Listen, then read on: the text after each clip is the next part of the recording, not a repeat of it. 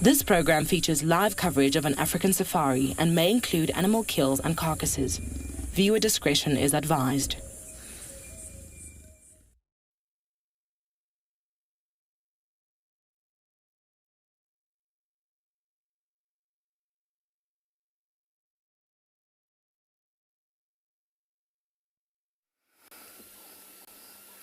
Good morning, everyone. Welcome to a hot, sticky and rather humid day here in Djuma Private Game Reserve. But at least the hyena den is active. We do have Ribbon and 2 cubbies. Very relaxed, but at least is active. So my plan for today is to stay here as long as we can. So of course, everyone, welcome on board. It's that time of day for your live safari through the African bush.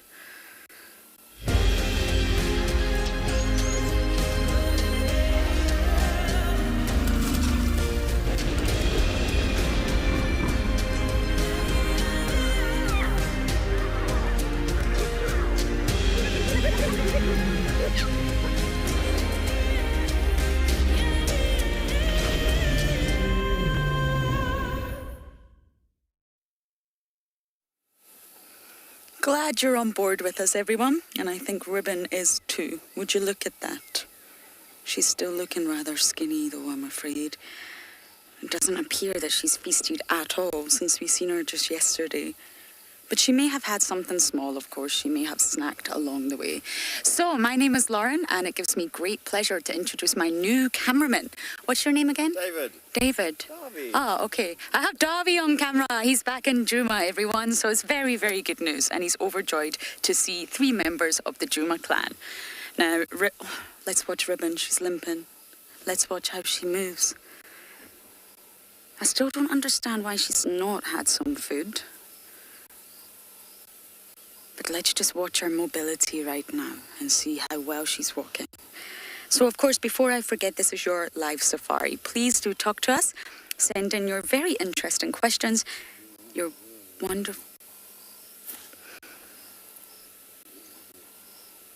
wonderful comments. Sorry, everyone, I'm just studying her walking. She's definitely a little bit better than she was the other day. Clearly still limping, though.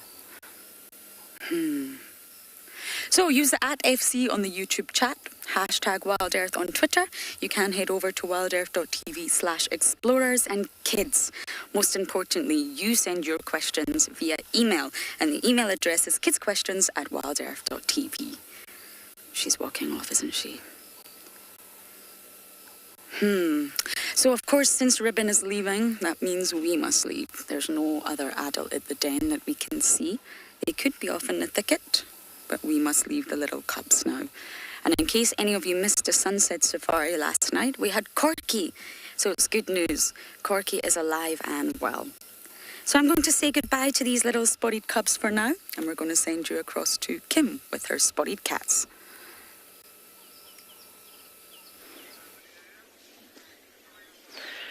Welcome to And Beyond Panda. We have come back to check on these 5 cheetah cubs this morning, and it doesn't look like much has changed. The 3 zebra that we were with last night, or there was this back and forth going on last night, are still here. And it would appear that the back and forth has been going on for the entire night. They're pretty much in the exact same spot where we left them. Cheetah are just lying around, but the zebras, as you can see, are kind of skirting around them, keeping their eye on them. I'm Kim, and behind the camera we've got OD. And yeah, I think it's going to be quite an exciting morning this morning.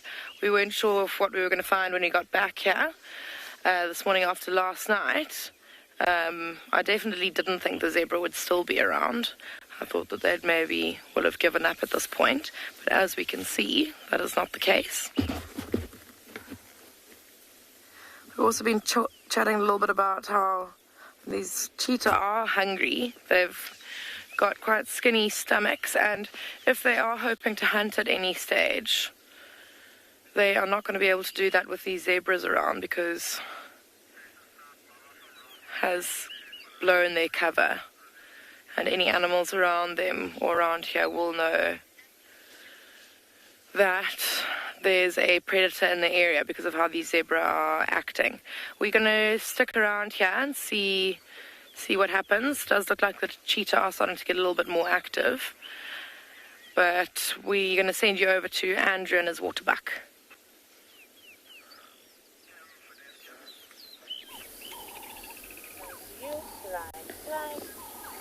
Good morning everybody. Welcome to Djuma Private Game Reserve here where we got waterbuck. Looks like female and a male. Probably a lot of females there that have vanished into that bush. But this male has been following them for quite some times now since we got into this position here. And looks like it's probably checking for the female status. My name's Andrew. On camera this morning I have Simon.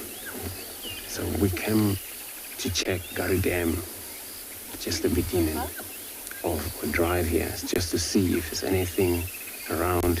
But seeing that, it's quite not quite a lot, but an antelope in this area. Well, we're just going to check, because I know for sure was a leopard. Dingana that was headed, would assume that he's headed towards the dam here from the eastern side. So, this is where we're going to be spending time checking around here. Remember, we're coming to you live from this area where we would like to hear from you. Communication, questions and comments, you can send them. Under the age, you can still use kids question at worldearth.tv. Also on Twitter, hashtag worldearth. And at FC YouTube channel, as well as worldearth.tv and Explorer. And it's also cool that, we participate and then we don't feel alone out here. So today, our weather, we spend on 24 degrees, 74, 76 Fahrenheit. Cloudy, I believe if this is going to be like this the whole entire day, I think it's going to be the best for us, also for the animal. They can still do their movement, but also we can do our thing, which is to, look for them, find them. So I'm going to check around here, see if I find anything around the dam while I'm sending you over to Mike with his Impala.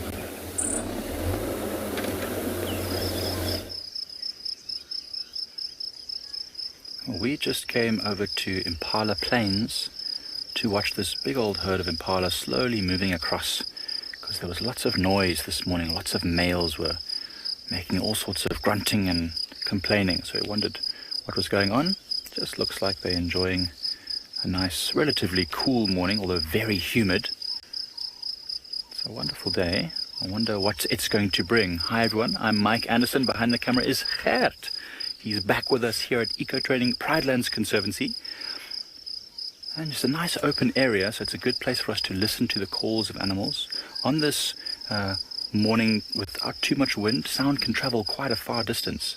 So it would be a good place for us to listen out for the calls of hyenas, of which we've been seeing plenty around this open area, as well as lions and leopards, anything that might be announcing their final movements before settling down. It's about 24 degrees right now, which is about 76 degrees Fahrenheit. It's very humid, incredibly humid. That storm that I spoke about yesterday that's heading towards Mozambique, just the tip of it reaching us here. But as you can see, these impalas not too concerned about it. They are just doing their morning things. Some youngsters galloping around, using up that nervous energy from the night in the dark, especially with a bit of cloud cover like this. It would have been very dark. A few males sparring as well. Oh, 3 males sparring, that's weird. Very excited energy from these impalas. In a nice big group of impalas like this, there'll be lots of males that want to impress the females. MP, it all depends on a lot of factors, to be honest. How much food is around, how many impalas there are in an area, but this group of impalas here spread between, all the way on the other side of this clearing to over here, there must be probably about 70 impalas. And we've actually seen a group of about 100 male impalas. This group consists of both males and females and youngsters. So I think maybe over 200 impalas could easily be in a group together if the conditions were just right. Like here we have this big open clearing where most of Pride Lands is quite bushy. So that means a lot of impalas, which like open areas like this, will be flocking to this area. And I think this group is probably consisting of at least 2 or 3 separate bunches. There's 2 herds of females with youngsters and their associated male. And then there's a whole group of bachelors busy running around like crazy. So from animals that are being very active this morning, we'll send you over to Rowan, who's got a very sleepy one.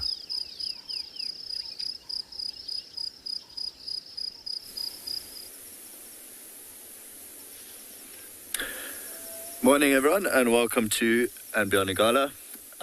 We caught up with the Rossmale, the grumpy Rossmale really.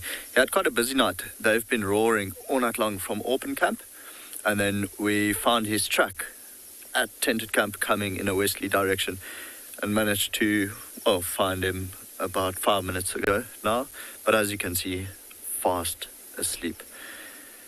My name is Rowan, and behind the camera we've got BK. Morning everyone. And yeah, you're on And Beyond Igala. Lovely morning though. We've got a bit of cloud cover. Our plan for the morning was actually to go look for the Birmingham Pride to see if they've come in. And so of course when we drove out of camp and we found his tracks and the tracks coming in this direction, we popped into the riverbed, drove the riverbed, nothing crossing over the riverbed, and as we came out of the riverbed, found him. His head was still up, but then as we parked, he just put his head down, and this is him fast asleep.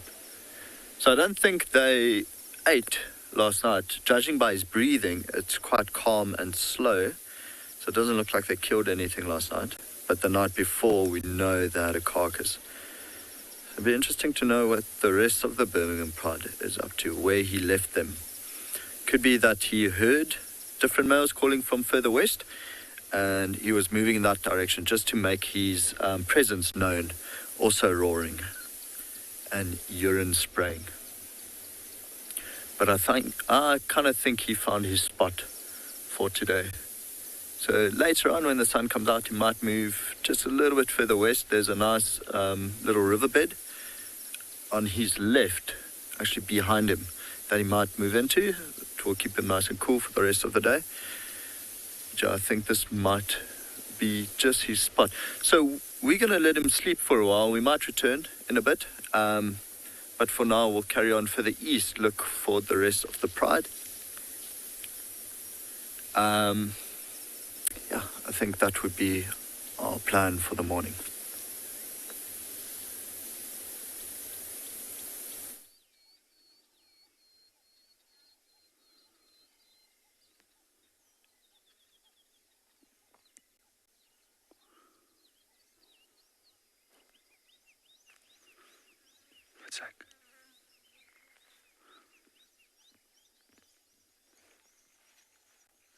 Good morning and welcome to Tswalu. At the moment we're at Shikudu Dam, just enjoying the dawn chorus. A number of different bird species are calling. We also heard a hyena calling in the distance. So quite often when animals do call, it's because the air is nice and cool and stable at this time of the morning. So therefore their call can actually carry much further. My name is JP LaRue, and behind the camera we've got Craig. And then in the distance we've also got a wildebeest bull that's just come to have a little bit of a drink. And this bull that we are looking at over here, he's had a territory in this area for quite a while now. And I've been watching him over the years, and if you just zoom in onto his face, you'll see that his face is full of red swirl, so is his legs. He's just rolled in dust. So quite often with these territorial males, they have little dust hollows, which they will roll in and defecate in. And what will happen is then that the scent of the dung will impregnate on their coat, which is also one of the dominant signals that they provide. I've quite often watched this guy coming close to this waterhole, and when any other wildebeest bull comes close by to come and have a drink, they're immediately chased away. Especially so when there's other breeding herds in the area. So our plan for this morning is we're going to continue from Cheetah Dam. We're going to see if we can relocate on those bat-eared foxes that we had a few days ago and go and see what they're up to.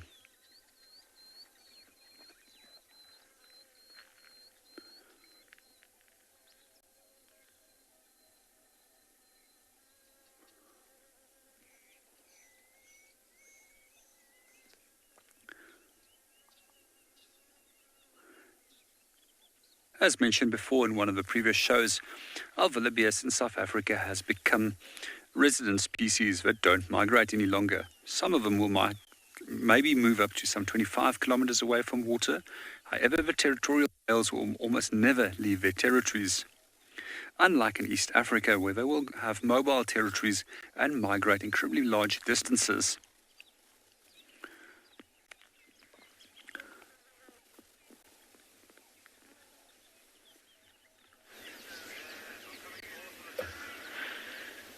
So nothing much has changed. The zebra's still stalking around. Still a very, very interesting sighting though, and we're just wondering who on earth is going to give in first out of the two groups.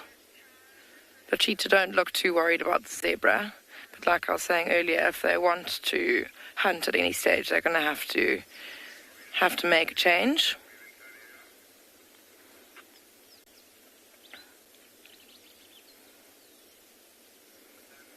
Because actually the way we found these cheetah this morning is that from quite far away, as you can see, it's quite easy to see the zebra and the cheetah are much lower down.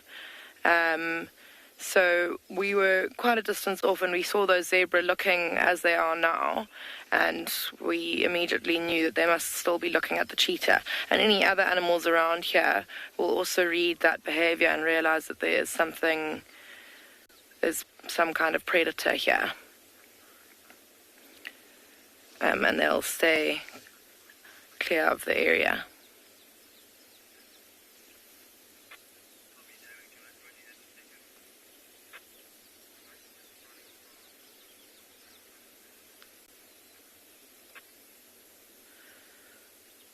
Quite interesting though, because even these two zebra turning their back on the cheetah, which is quite interesting.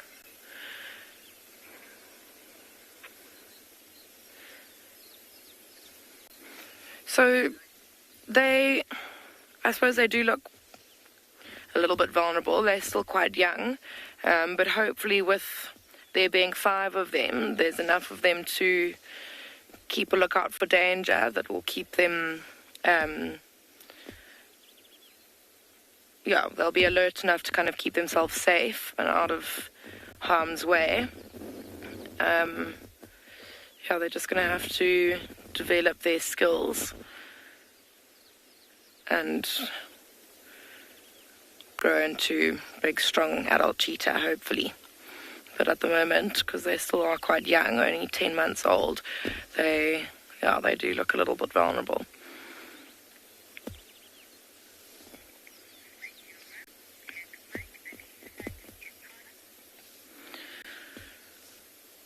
Okay, I think we're going to have to move out. There are quite a lot of people who are wanting to come and see these cheetah. Hopefully we'll be able to come back a little bit later. But at the moment, just because of how stubborn this scene has been for the last 12 hours or so, I feel it might carry on like this for a little while. But for now, we are going to send you to another live location.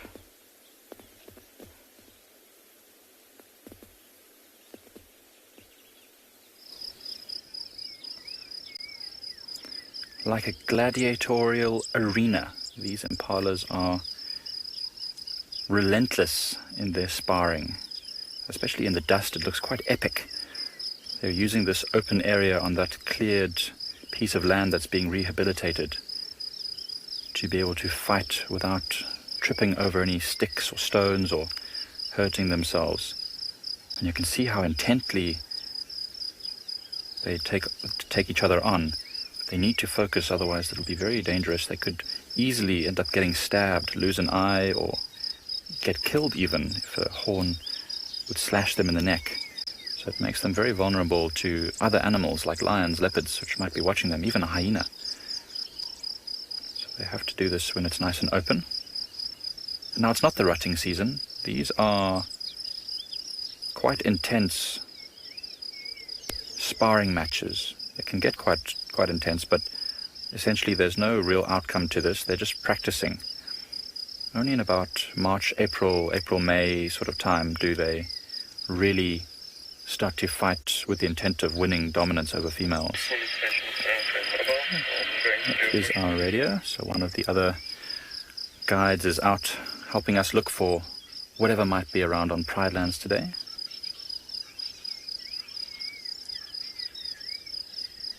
At least 3 or 4 sets of males are sparring on this side. So that's a small bachelor group. All just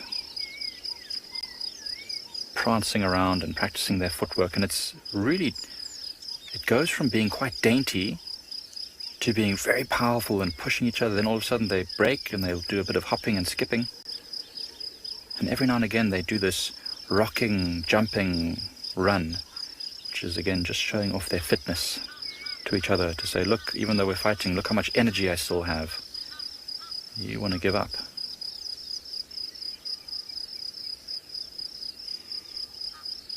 And this is probably also helping them to gauge each other. Now, of course, they can smell each other and they know who is who.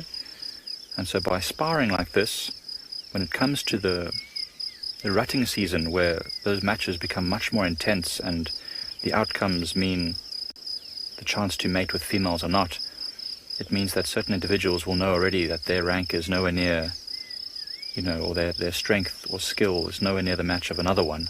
So they'll just avoid that fight in completely. So while I'm enjoying this, we'll send you over to Lauren at Jimmer.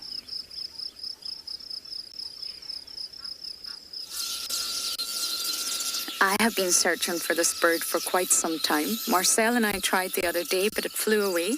Here we have the dwarf bittern. Now it looks very much like a heron and it's closely related to herons. But you can see it's got that striped chest and just... Oh no, don't walk away. Well, at least you've got all of 5 seconds of the dwarf bittern now. You'll find them around water holes, of course, because they eat frogs, fish, and all delicious aquatic insects. But luckily we have the weavers here in full swing, in case you can't hear them already. It is such a wonderful thing to sit and watch them weave, watch them get competitive, watch them be so busy from sunrise to sunset. And sometimes you'll see the females fly in. They've got remarkable accuracy in that they fly straight into the nest.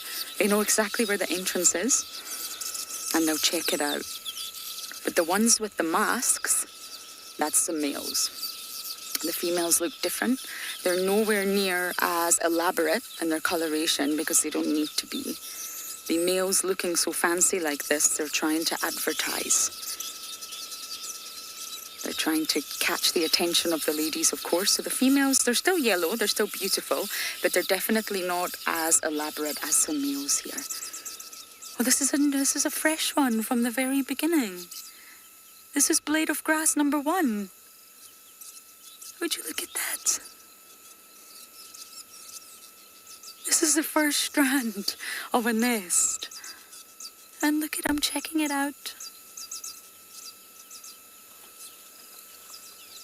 How sweet. You'll probably finish this by the end of the day. They are said to construct a nest in one day. I think 12 hours is the sort of time frame. I think this is a village weaver. The southern masked in the village, they do look quite similar. But the mask of the village, if that makes sense, doesn't extend quite far into the forehead. It finishes right above the eye, and the eye will be red.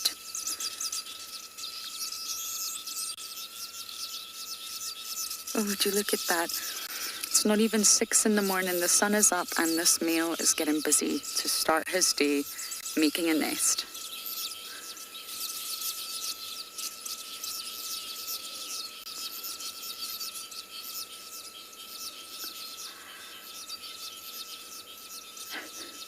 Alison, exactly that. He's laying the foundation. He's starting from scratch. That first blade of grass, Alison, you are right. That's the foundation of what is going to become an incredible, intricately woven nest. That's the very start. I don't think I've seen the very start of the first blade of grass before. I see new nests that are the sort of ring that look like the swing. But I think this is the first time I've witnessed that very, very first blade of grass.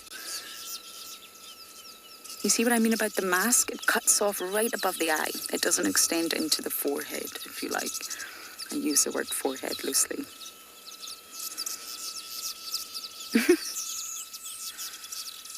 Come on then, chap. You need to get busy.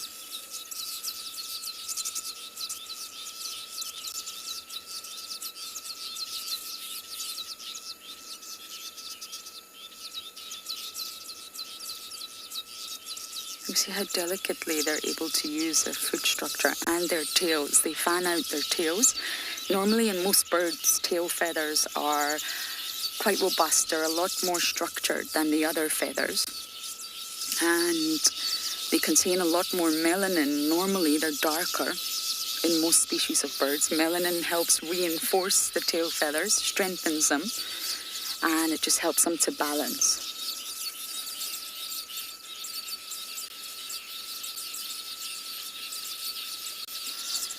Lover of guides. Oh. I hope you're referring to all of us out here guiding. That is a great name. What a winner. You're asking, how do they remember their nest? Birds are highly visual.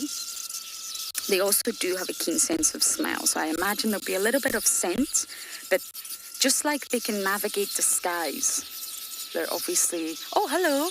It's Ribbon. Hi, Ribs.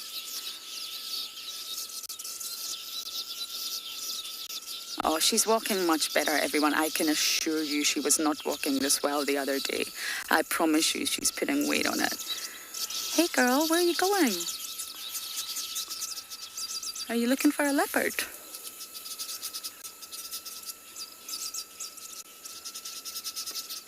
She's very, very skinny for sure, but she's putting a lot more weight on it than she did the other day.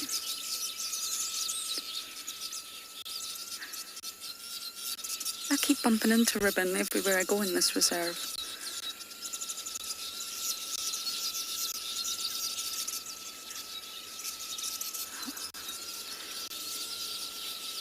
I wonder what she's looking for. She's clearly smelling. But you know, hyenas can also sustain on frogs and reptiles. If she comes across a tortoise, she can easily just snack on that. It's not the large sort of species of prey that she always has to go for. That might be easier right now in her condition than actually trying to hunt a scrub hare.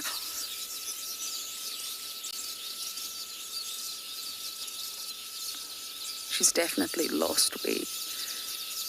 I don't want her losing muscle as well. But you can see she's mobile. We're now at Twin Dams on Gowrie, Maine. So she's came all the way from the den down to the southern boundary. I think we should follow her, Davy. What do you think? Let's do it. So yes, just to finish that question, just because they are aerial flyers, they can map out their route via vision, a skill that humans do not have. So I imagine that they will recognize their nest. They'll know exactly where on that tree they decided to hang their nest, and there'll probably be an element of scent in there too. But birds generally heavily rely on their vision. They're visual beings. Okay, Ribbon is actually crossing into Little Gowrie, a boundary where we cannot traverse, but let's just watch her for a second or two.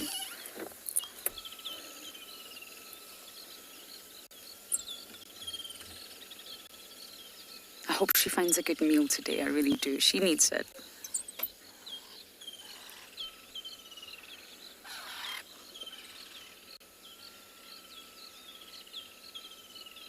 But with scavenging, as many of you know, it's not a bad thing at all. But they do have to wait. They do have to have patience. So it would be really beneficial for her to come across something that she could eat straight away. So I'm going to continue my bumble along the southern boundary and see what else we can find.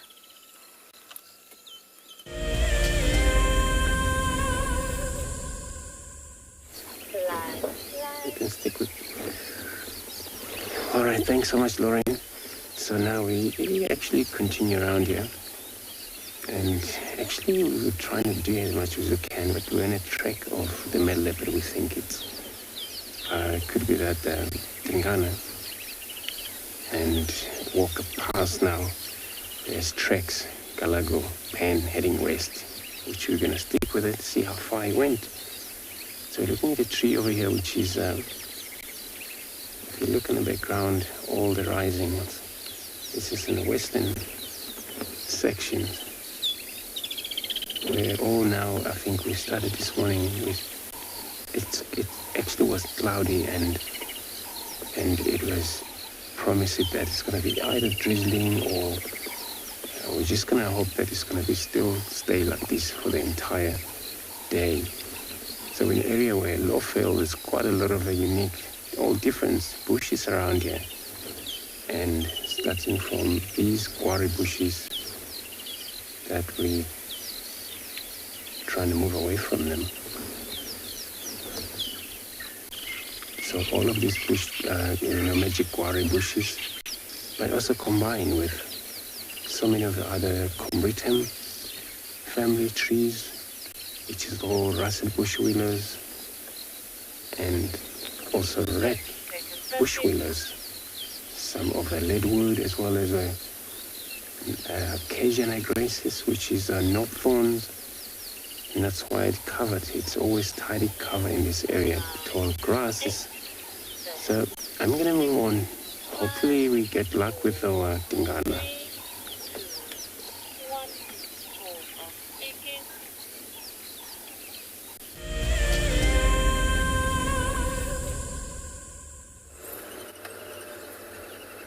Now we've just had an update that a leopard and cub, I don't know who, crossed into Juma from Twin Dams.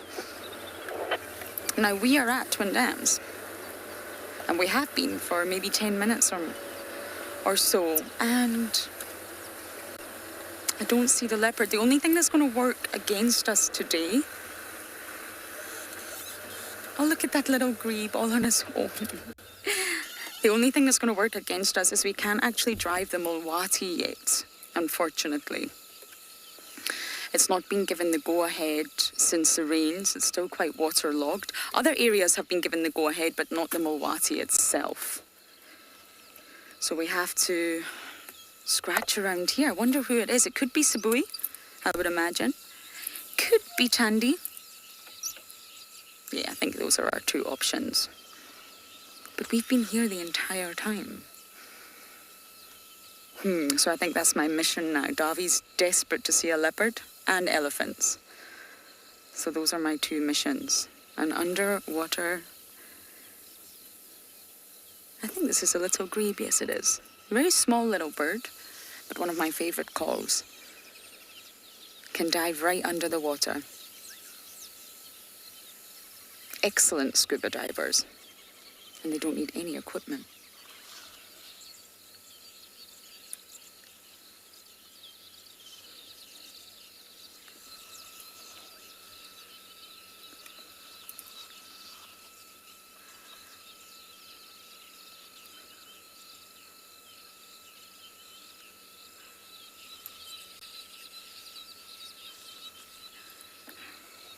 Look at the water, it looks like glass. Sandy, you're asking about the weavers again. We'll put the weavers on for you. I'll just go a little bit forward. The males do fight. It doesn't get too physical. They open their wings and they will shove one another off if someone tries to steal their workmanship. If they try to come in and steal their nest, they will fight. This is the time for the weavers. They call, you can hear them. They're busy, they don't want anyone stealing their hard work. And I have seen two males sort of shove one another off the branches. But I mean, it's not a fight that's as aggressive as it will get. Normally the males like to create their own nest.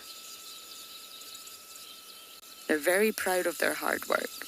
Because in the end, that's what leads them to success. That's what gives them greater fitness. These nests, the females choose it, and it leads them to success.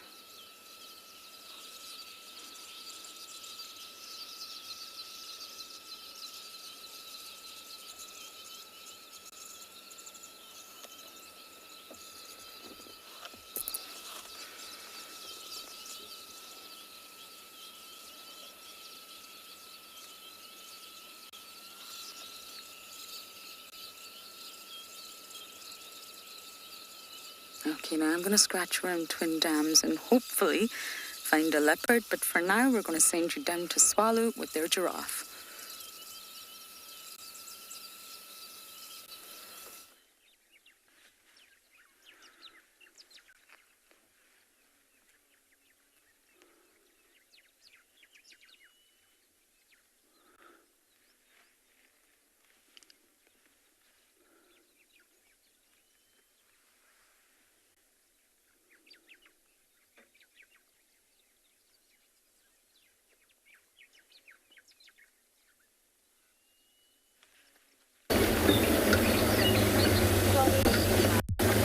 Sorry, Swallow. So we're still on a track of a Tingana, but now he's actually going west. So on actually driveway here, where X is heading west. It's very interesting. So I just want to keep following him. Tracks here. So, but I think it might maybe cross to the west if he hasn't changed his directions. And this is all last night, so, but we started from where he was last. Thought guys have seen him moving west, so we knew exactly that's him, because the tracks was on the eastern side of Gary Dam coming west that way. And then we'll probably miss him last night somewhere where he probably take it easy, grooming or just lying flat, conceive a little bit of energy to get moving again. So it looks like it moved actually quite a lot. But it looks like it. So it's been a lot of also on hyenas tracks on top of his tracks. So it's probably midnight though, these tracks. And then what is interesting is that Lukumuri was seen yesterday just off the boundary, the western boundary there. And then I'm not sure where he went from there the whole night. So we're gonna work the boundary. If he crossed to Sumambile in Ghana, then we're gonna follow him, finding out what has happened. Because it happens maybe if he delays, then maybe he kills something. He's probably feeding on something around somewhere.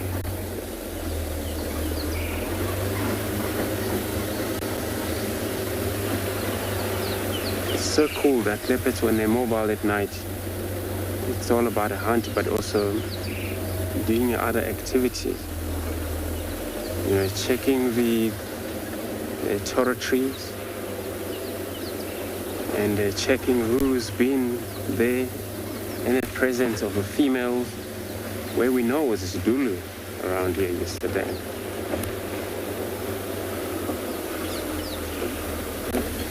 Track's still on the road, so it looks like he was not actually hunting, but it looks like it. Because this is a driveway and he doesn't actually move off-road or anything. So he moves straight, so it's a straight movement that he was doing.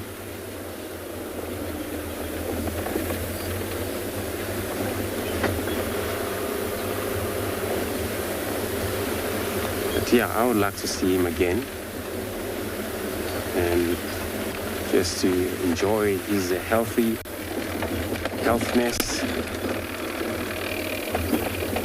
coat he's got, well, he still have a beautiful coat. What I just saw the other day is not. A lot of time when the leopards get old, their coat.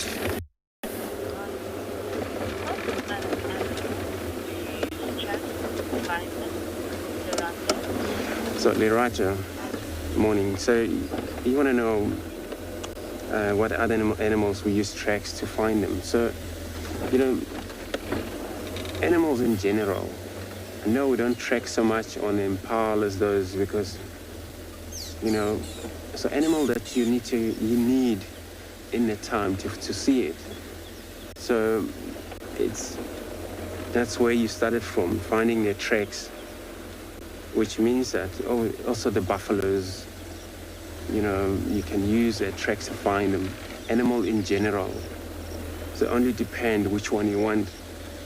So, but, you know, out here, we tend to follow so much on leopards and these lions. And I think it's because they're harder to be seen.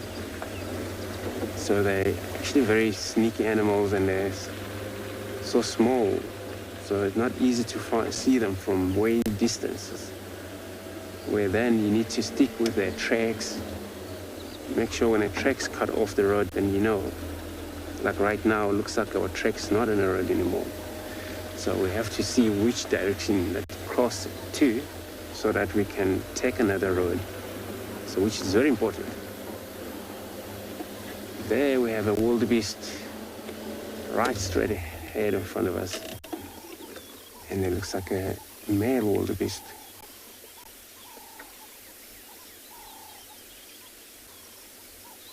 Looking at us. I'm just gonna check what he's doing, maybe, because also it's an antelope, big antelope. But if it's a danger around here, they can also tell us, or we can see that animal is not happy.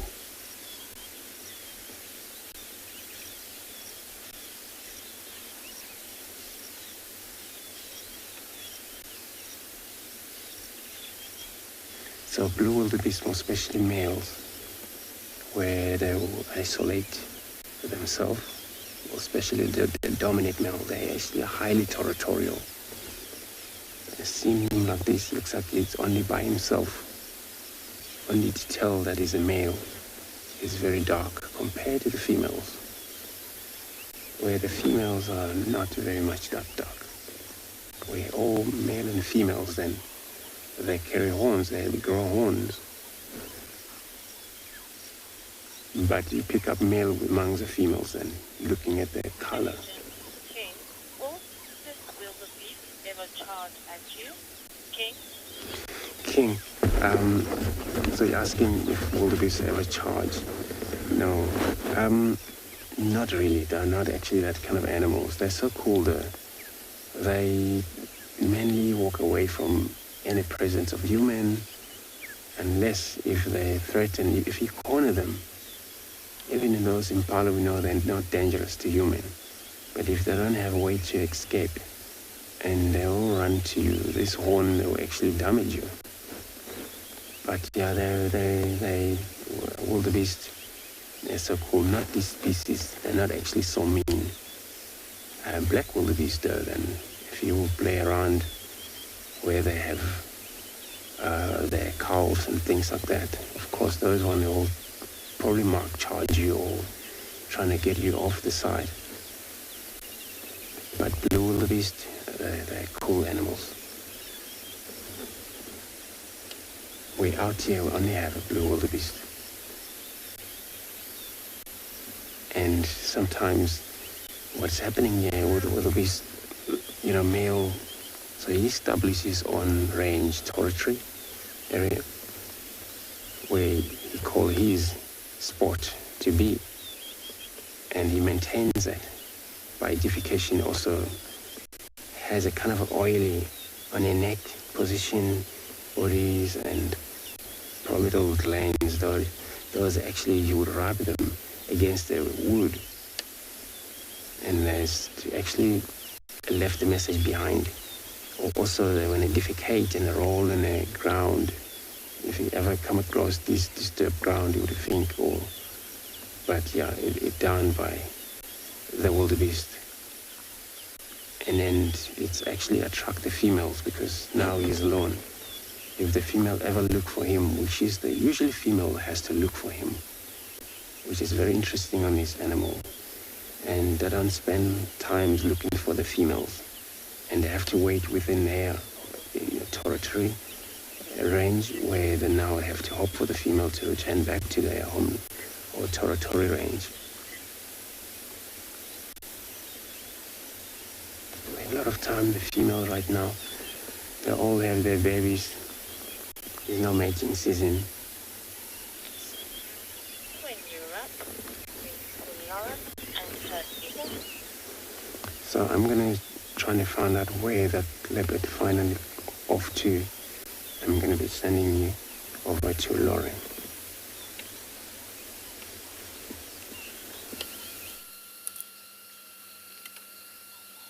Can't pan anymore. No, we can't go live.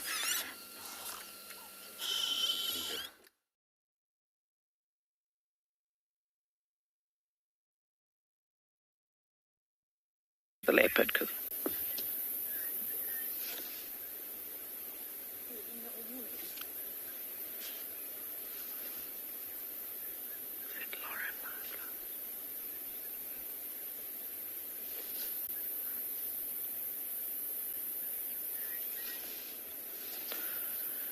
so we've come back and found these lions, same ones we were with yesterday. Looks like the mothers aren't with them, the two lionesses. It's just the 5 youngsters. And the lionesses have possibly gone off to hunt and left the youngsters behind. We were chatting quite a lot yesterday about how the mothers looked quite skinny, and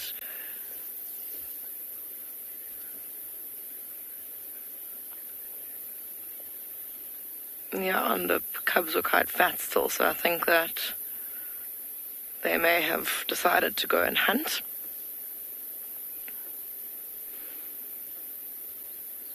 And when they catch something, if they want the cubs to come and feed, they'll come and fetch the cubs and take them to the carcass, wherever that may be.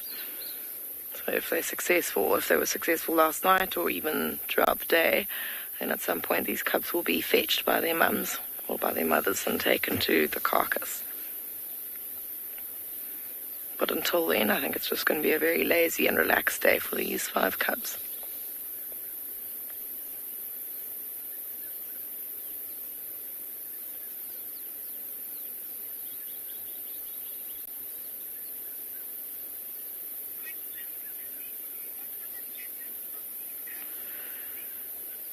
Lizzie, I think that there are 3 males and 2 females in this little setup.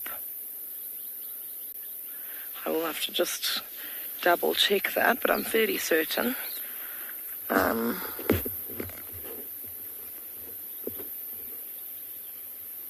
Those far 2 who've got their bums to us can see 2 sets of testes, so that's 2 boys definitely.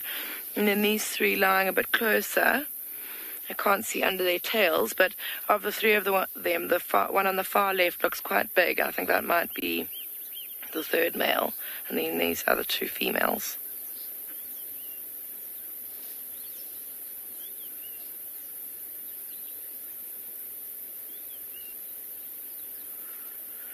At least we've got the attention of one of them.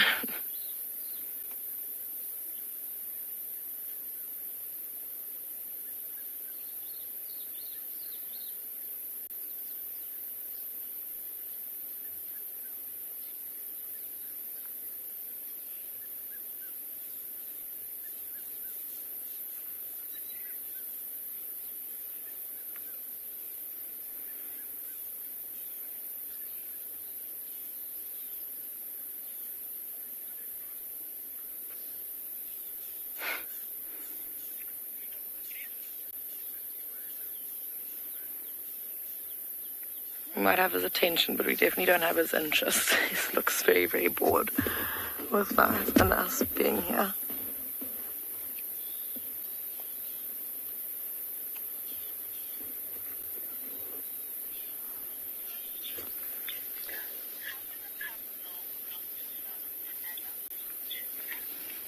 Jessica, it'll just be a little bit of a behavioral kind of sign from the mother. The lionesses will, it'll be, their behavior that shows that the cubs must stay put. They have a few contact calls that they use where they like vocalize to one another, and often that'll mean, okay, come and follow us now. But I think that the cubs kind of know when the mothers are ready to hunt, and then they know that that's time for them to stay behind. And it'll just be behavior, just like when we're watching a animal and it's walking along, happy days, and then suddenly, even if you can't see the animal, you'll see its whole demeanor changes, its ears change position, its shoulders become all hunched, it drops its head. So that behavior tells us straight away that it's spotted an animal and might be going into hunt mode.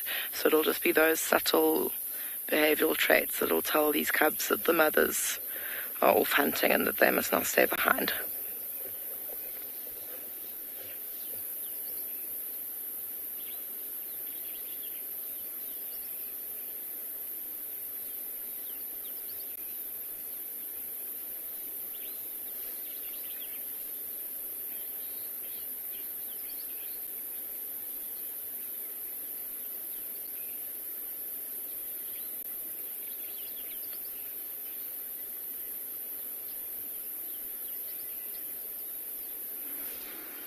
You can see, I can't really tell because they're all facing the wrong way, but this one closer, it's still got quite a fat belly, but it's already gone down quite substantially since yesterday when we were with them. So I think that if these lionesses do catch something, the cubs will definitely indulge. I think we're going to leave these lions. I think they're going to carry on sleeping, but there is a third big cat that's been found on Pinder this morning, and we're going to go and see if we can get a look at that. But we'll send you to JP with his bat-eared foxes.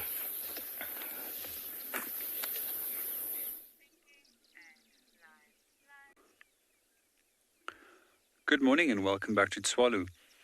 We've just relocated on the bat-eared fox cubs. We see that they've just moved their den a few meters, a little bit further to the north of their original position. Most likely, they were overrun by lice and fleas that made life a little bit uncomfortable for them, and therefore they decided to find a new den. We can just see the little ears of the pups sticking out. The adults are also somewhere around, just hiding behind the vegetation. We're just going to sit here and watch them for a little bit longer and see what they get up to.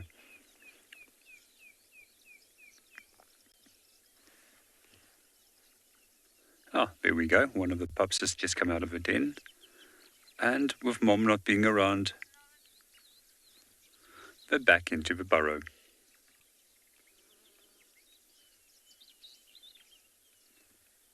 Inside King Lord.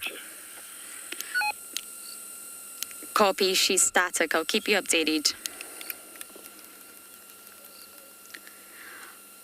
She heard the word live and flop right over. Thank you, my darling.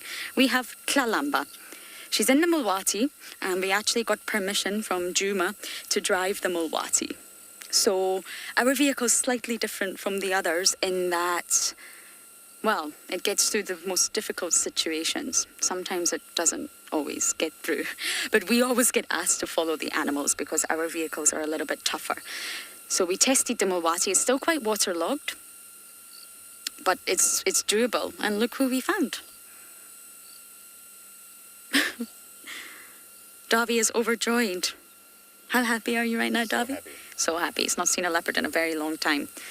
Tswalu, of course, they do have a population of leopards, but it's just not easy to find. They're not all princesses and dukes and species that love the camera. This must be the most perfect spot in the Mulwati to lie, I believe. The luck we're having with this cat right now is unbelievable. She doesn't look too full, which means maybe she did not kill last night, which is surprising. Look at that perfect tail. But I did hear a leopard crossed from Little Gowrie with cub. and Tlalambas in the area. I don't know if that was entirely correct. So I was actually looking for Sibui or possibly Tandy, and we come across Tlalamba.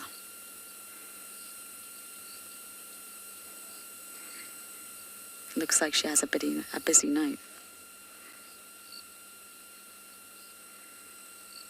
She's my Christmas cat, 2 years in a row. I think she's appeared on Wild Earth 4 years in a row on Christmas Day, I believe. And, well, she's clearly my New Year's Eve cat.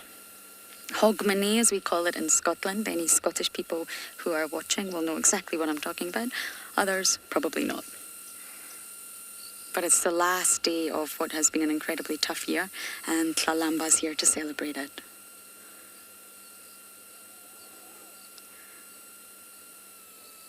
Incredibly relaxed. And your daddy's around too. Tingana's believed to be on the property, or at least he was last night. Our luck has changed with the leopards recently. Couldn't believe our luck yesterday on Simbambili.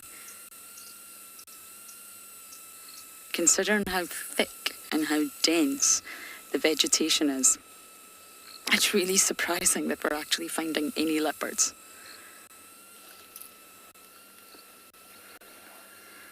So we're going to sit and enjoy our time with Miss Tlalamba here, and we're going to send you guys across to JP with his bat-eared foxes.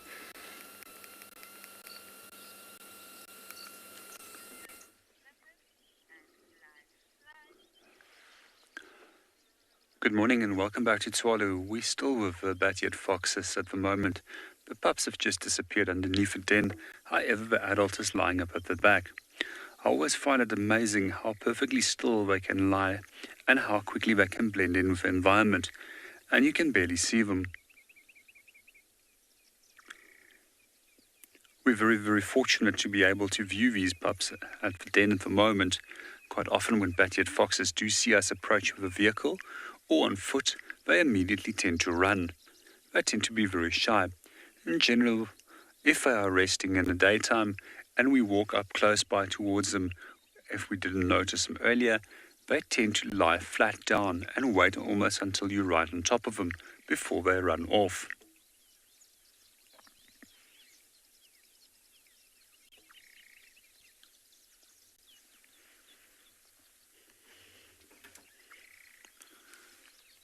Second pup has just made its appearance.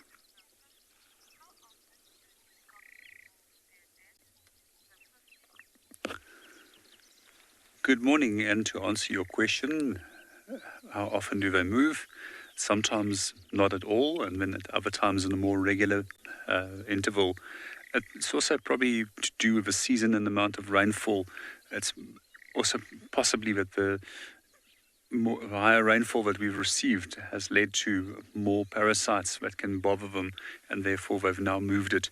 But as far as I know, they've been stable here now for the last 3 weeks in the one den before they've moved to the second. Oh, so cute. A little one pup is watching us.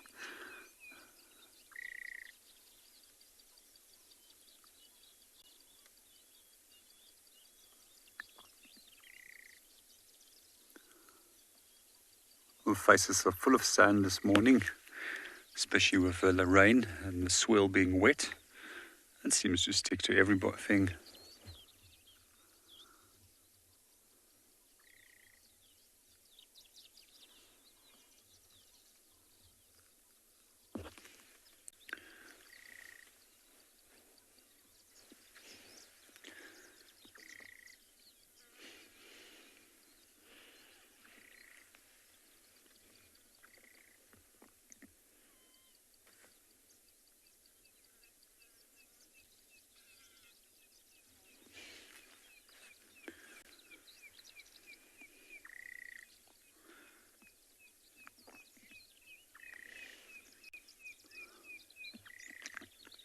This is a third pup that's made its approach now.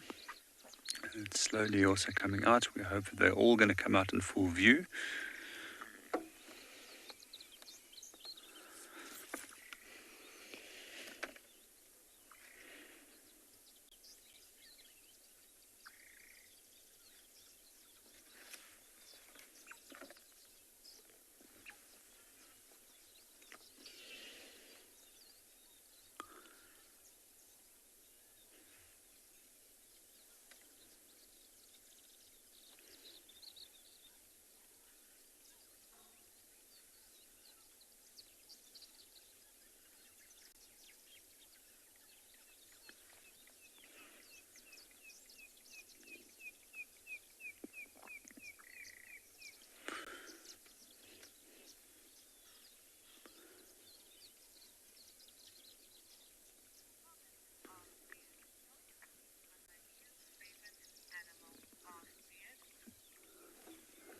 Good morning, Half-Beard. I'm glad that they're your new favorite because they're definitely one of my favorites. And I always love watching bat-eared foxes, especially if we can find them around a den.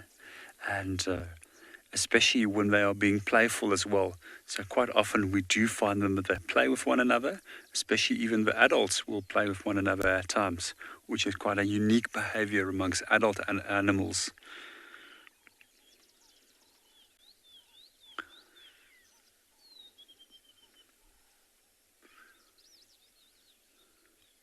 I just also love watching them when they're feeding as well.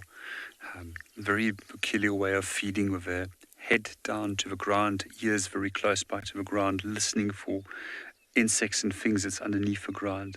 Dig, dig, stop, feed, and they continue that whole action the whole day as that you're watching them eating.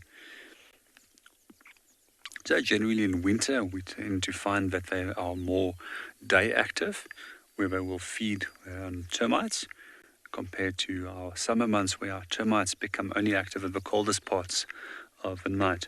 We also see that with species such as aardwolf, aardvark, and pangolin, which main food is all termites and ants, that they become only active in the coolest parts of the night, which is normally here by 2 o'clock, 3 o'clock in the morning. However, with cool winters, all these animals tend to be more active in the daytime because of the termites starting to feed much earlier.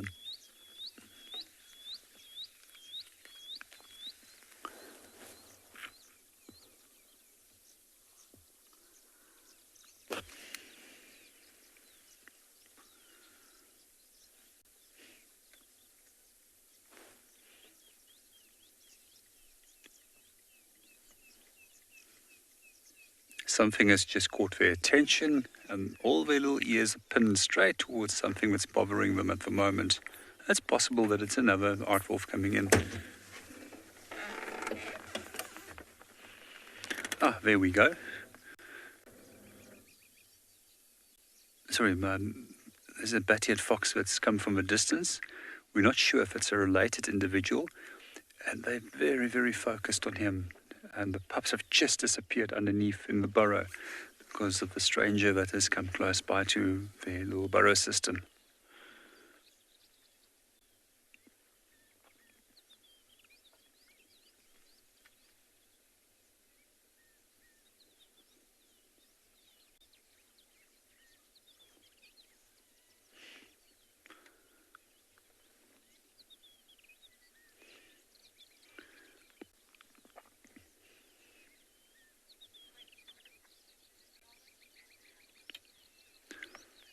In the meanwhile, we're going to stick around a little bit longer over here, but we are going to hand you over to Lauren, who is currently with a leopard.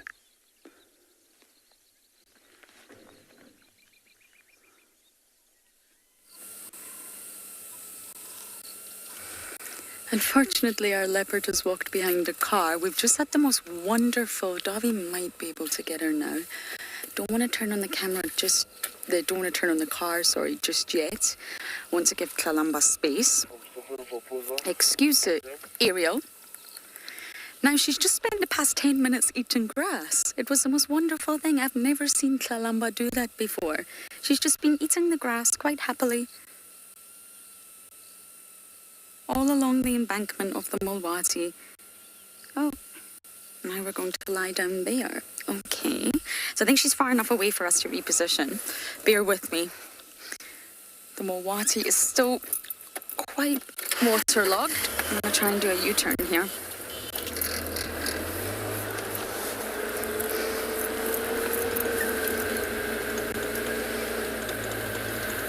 None of the other stations want to join us. They're worried they're going to get stuck. So hopefully she won't continue all the way north in the Mulwati. But it's definitely drivable for us, that's for sure.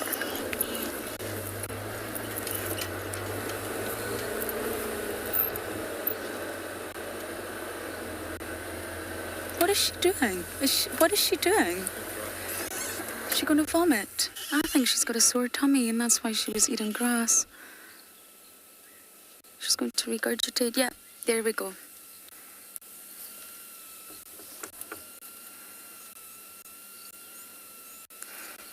Well, that was lovely. I see my dog do this regularly when she's got an upset tummy. She'll eat a lot of grass and she'll end up bringing that grass back up. And it's just a pile of grass. I mean, there's no other substance to it. But we always believe that it helps her tummy. And I wonder if Talamba's doing the same thing. Maybe she's not feeling so well. Okay, this may not be the easiest of missions. Let us try. I'm going to have a look at that vomit as well. I know that sounds unpleasant, but it'll help us understand what she was doing. Yeah, it's just a pile of grass. It's exactly the same as what my beagle does. Do you see that, Dobby? Just here. It's just grass and saliva, really. That's what she just brought up. Okay, we need to keep up with her. The vegetation is so thick that we could easily lose her.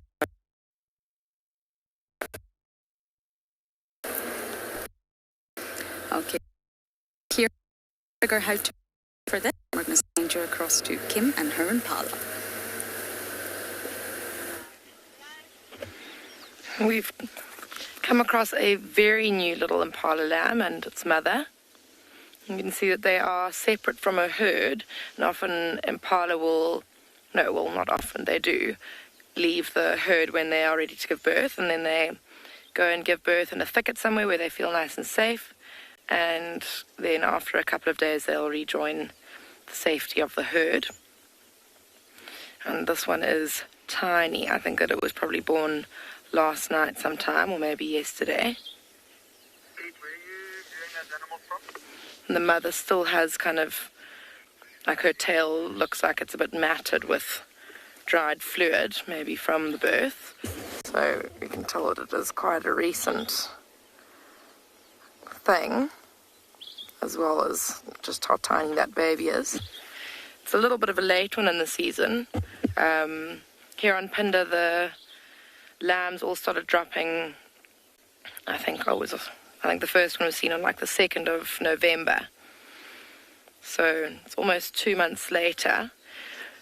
And although the bulk of them will all be at the same time, so in the month of November they were pretty much all, that's just when they're not, there'll always be a few late births, sometimes even up until kind of February you'll have one just very, very late. And this one's kind of a little bit late as well, not very, but just a little bit behind. That does kind of give it a little bit of a disadvantage to the survival of the youngster.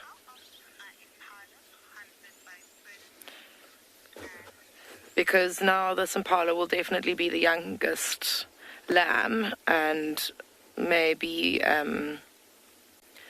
the focus of predators. If predators do try and hunt a herd of impala, they'll always look out for the weakest or most vulnerable.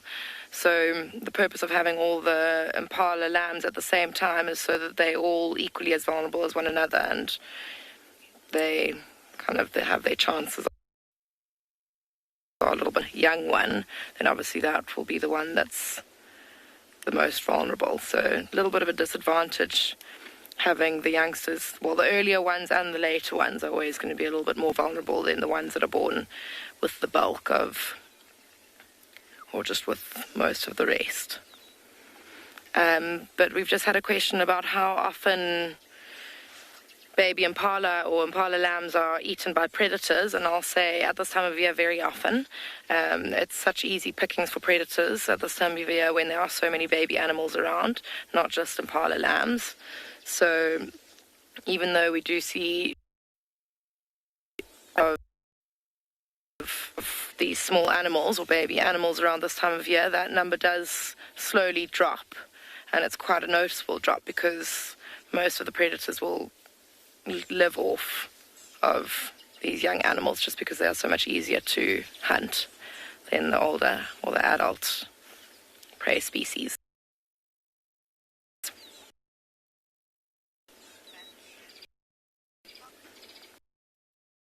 There's bat-eared foxes, which I'm quite jealous about, so we're going to send you over to him, and we're going to carry on making our way to this leopard.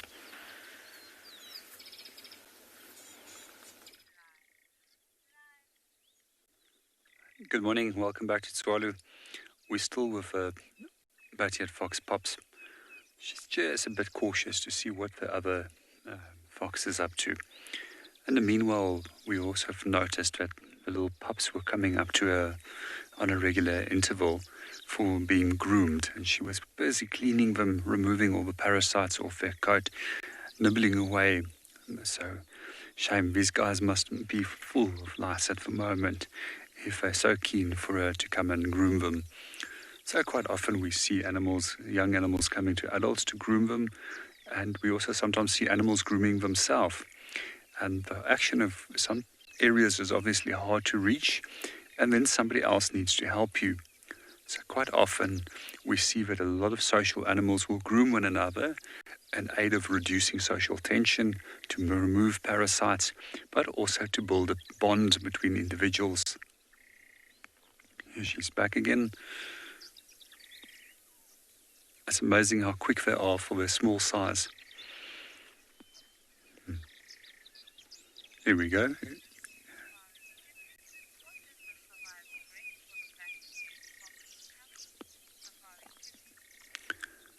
Good morning, Safari Kitty. I'm not quite sure what the rate is, but I will see if I can find something for you and then get back to you on that.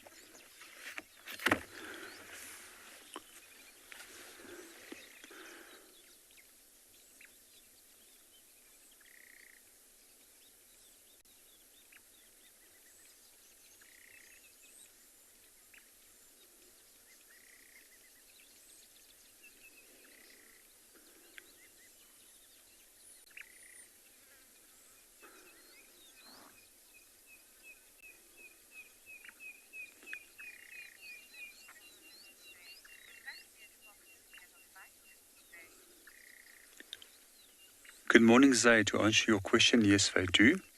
So if you have different groups that come into one another's space, they do often become aggressive towards one another. Also, when we do have individuals that are fighting for mates and to gain dominance for a mate, they also might fight. However, we do find that with bat-eared foxes, they are monogamous. And once they've formed a pair, they tend to stay with one another for life, or for a prolonged number of periods. Should one of the mates die from natural causes, then it will be replaced by another individual.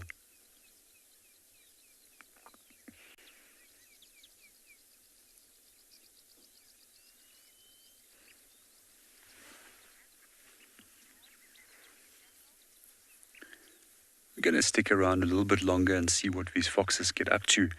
But in the meanwhile, we're going to hand you over to Rowan, who's busy viewing a jackal.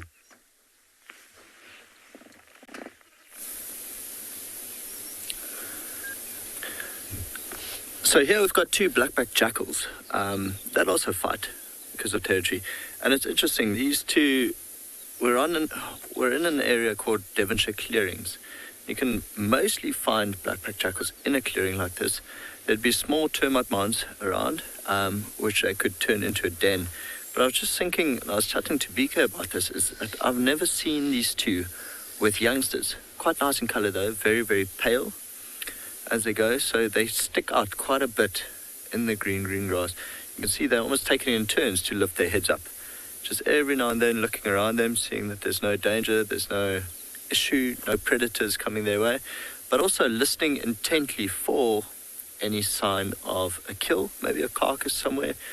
And they are mostly scavenger animals, these black-backed jackals, Although I must say now with the impala lambing season, it wasn't too long ago where we actually saw a couple of jackals take down an impala. And sadly the impala got stolen by hyenas, being a larger predator, larger scavenger, and the jackal couldn't finish it. See the one in front, the eyes are starting to close. So the sun actually didn't come out. We now have cloud cover all across, and it seems like the majority of our animals are rather lazy today, just relaxing and lying down, much like the big male lion we saw earlier. Good news is the pride did cross into Ngala, so we've got a few trackers tracking them at the moment. We decided to get out of the area a little bit and head further west to see if we can find the lioness with her two youngsters, the older youngsters, and then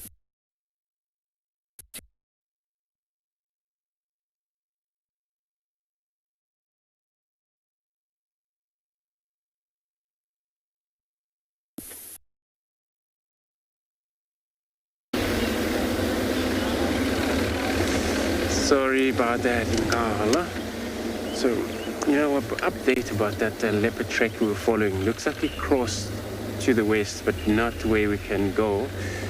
And so we have to leave the area, check for something else.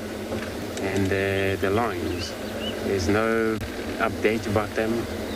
And then looks like we checked also the border where we were told they might come in from, but then they didn't actually come into Djuma.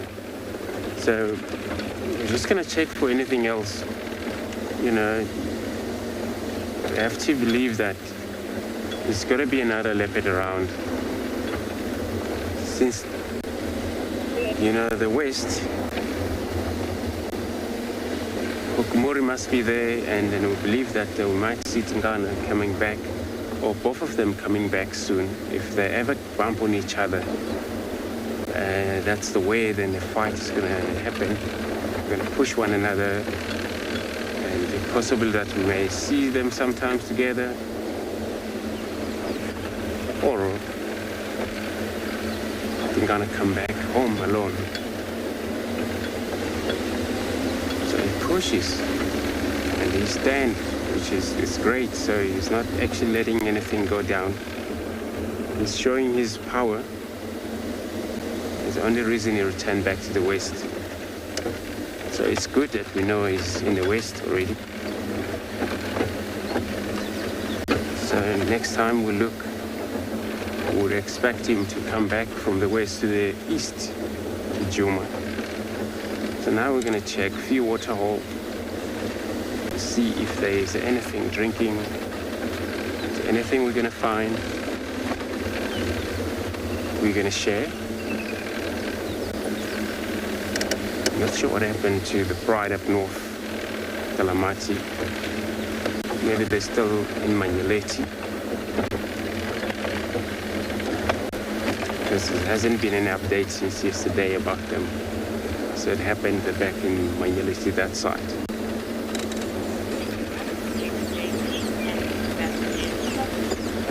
So I'm going to go into one of the dam here and check. I'm going to be sending you over to JP with these bat-eared foxes.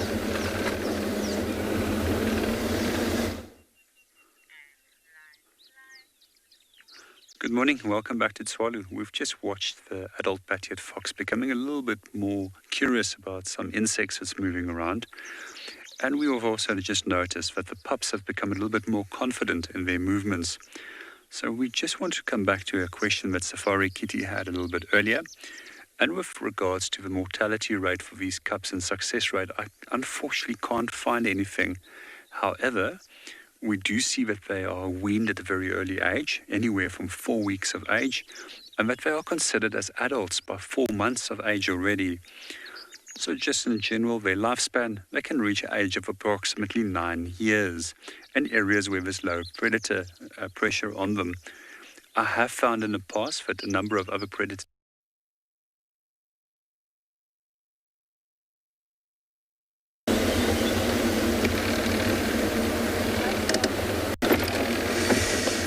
Sorry about that again. So we're driving down to Treehouse Dam, where we'll check anything that might be around drinking this time of the day. It's actually not cool for most antelope. Sometimes when they want to drink, this is the best time. But it's actually quite a lot of waters everywhere. These all natural pens, those made by buffaloes and elephants and rhinos out there, still holding a bit of water for the animal to drink while they're out there. So many of the animals, they delay to come to waterhole or bigger waterhole to drink because they get water wherever they go, which is great.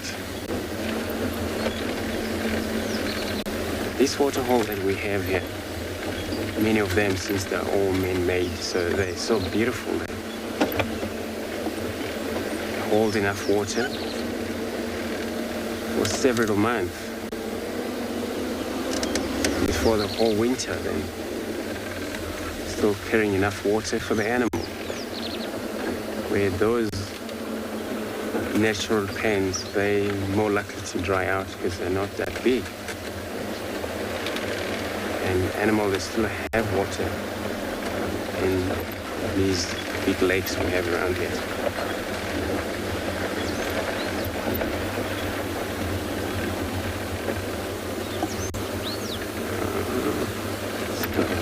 The dam now.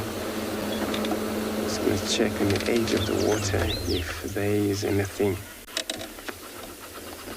And except for the Egyptian geese, you see Simon underneath, right on top of the tree.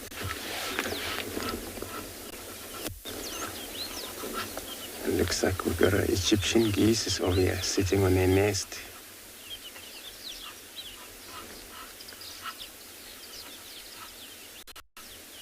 There it is.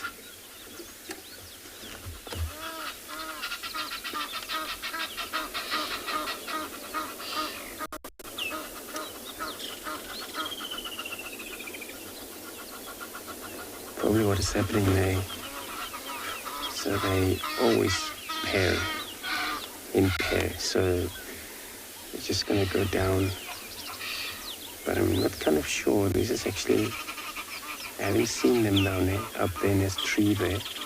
So it happens maybe they're trying to check in if they could use as a nest, or it looks like for me it's belonged to the buffalo weaver. So I'm going to move forward because you heard the sound they make. So female, she's the one that's making a lot of noises. So female, they go kind of like a lot of air coming out of her tongue and like hissing sound that the male is making. So there's the only way to distinguish the difference between a male and a female when you're looking at these birds. Otherwise, more likely to be the same than male and female in color.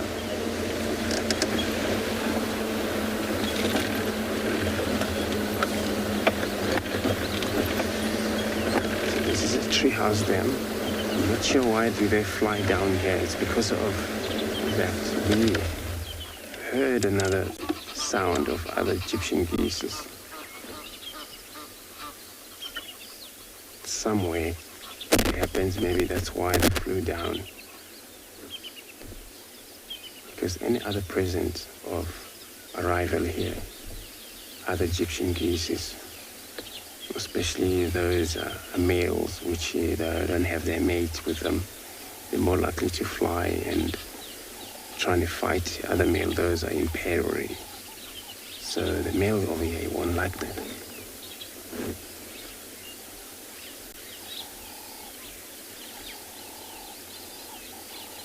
And as you can see there, looks like feeding on a grass seed moss. They are vegetarian.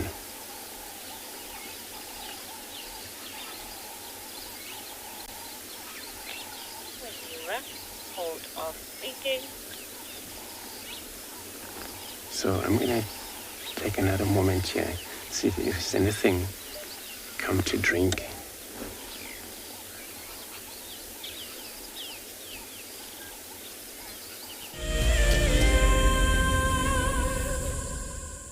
Join our Explorers program so we can keep on sharing nature with the world. For a monthly subscription, you will have the opportunity to win fantastic Wild Earth expeditions, have access to an animal identification app, receive weekly highlights from our shows, and much more. All the money will go to keeping these live safaris on air, which in turn connects a global population with nature. Wild Earth is launching our brand new Explorer program with an opportunity to win a very special Wild Earth expedition. The lucky winner will get a behind-the-scenes Wild Earth experience at the magnificent and beyond Ngala Tainted Safari Camp. The prize includes a 3-night stay for you and a friend with a chance to sleep out in the unique Ngala treehouse. Become a Wild Earth Explorer and stand a chance to win this and many other prizes. Terms and conditions apply. My name is Lauren, and I'm currently working in Djuma Private Game Reserve here in South Africa. I love answering your questions during the live safaris. It's my favorite part. It feels like you're on the vehicle with me, and I'm able to teach you exactly what you want to know. If you want to ask a question on Wild Earth, then you need to register on our website. Once registered, you must go to the live safari page and ask your question below the live feed. Hello, boy. You are a monster. And he's coming right up to us. Hello, boy. Oh, settle down. Settle down. He is very, very close. He's pushing his trunk against the car. You can feel the car moving. Hey, hey, hey, hey. Stop that. Expect the unexpected here on Wild Earth daily.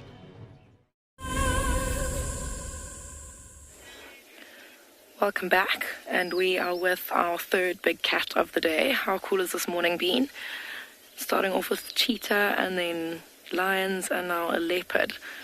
It's really, really quite an exciting morning on Pinda this morning. Although this leopard isn't joining in on all the excitement. She is just fast asleep.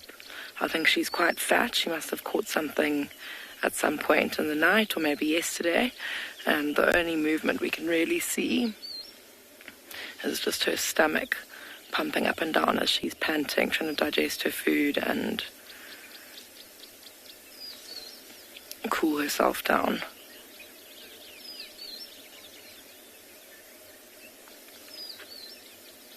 You can just see whiskers and a little bit of her chin hairs. She's in a very, very thick tree at the moment. There's lots of branches and leaves in the way, but you can imagine that that's quite a nice spot for a leopard. Nice and shady and dense and private. And probably with a little bit of breeze flowing through, filtering through the leaves. Perfect place to sit and digest a big meal.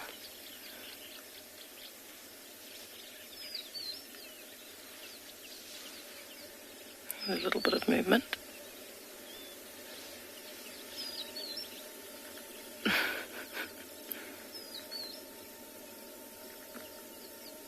Just repositioning. I always do wonder how leopards stay so, or look so content with their positions.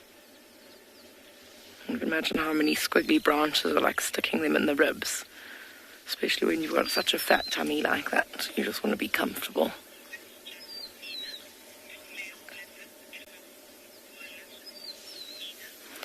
Nina, no, male leopards do not form coalitions.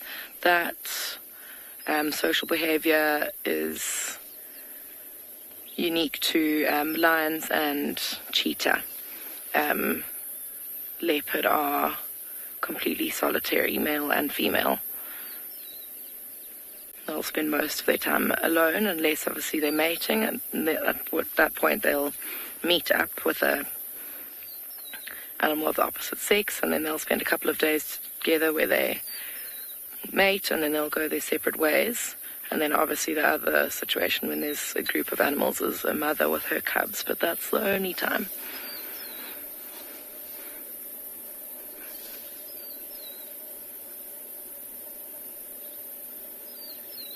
can just see her stomach pumping up and down with the effort of digesting whatever she ate last night.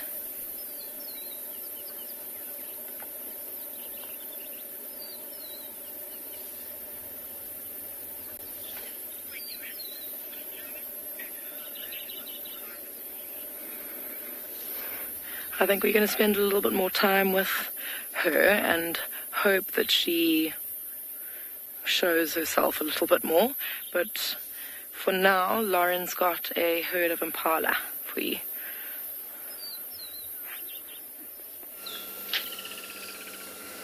Kim, I actually think this is a great spot for your leopard. For any leopard.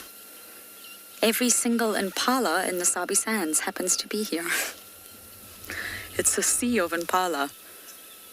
We've just popped into Chitwa. We're going to keep scratching around for Tlalamba, but unfortunately she went into a sort of zoned off area. The soil's still far too soft there. So we're going to loop round, but I just wanted to check I wasn't missing anything on Chitwa. And clearly we're missing the impala party. The lambs are getting so big. Look at this one over here, David is just watching us. Very curious. Good morning. They're still got those sort of long gangly legs and awkward bodies. But they're learning remarkably fast because they have to, and it's all through observing mother. Watch and do as mum does. Mum becomes alert, you become alert. Mum snorts, you try and snort. Mum runs, you definitely run. It's all learned behaviour through observations. And of course, they're born remarkably precocial anyway. But that's the only way they're going to survive, is if they follow and do as mom does. There's a nice dominant male there. There's quite a few males. It's a very large herd.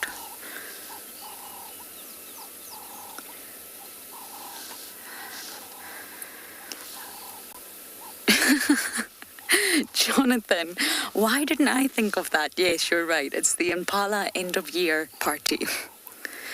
They're celebrating Hogmanay, as they should. Enjoy, guys, you made it. They've survived through all the storms, the most awful storms we've had, the high density of predators we've got everywhere, and here we have the Impala end of year party. I have noticed though the lambs are extremely relaxed around vehicles. We can get very close. There's a little crash happening over here, Dobby, and that slightly worries me. Impala should run away, even if it's only a vehicle, but they're very relaxed.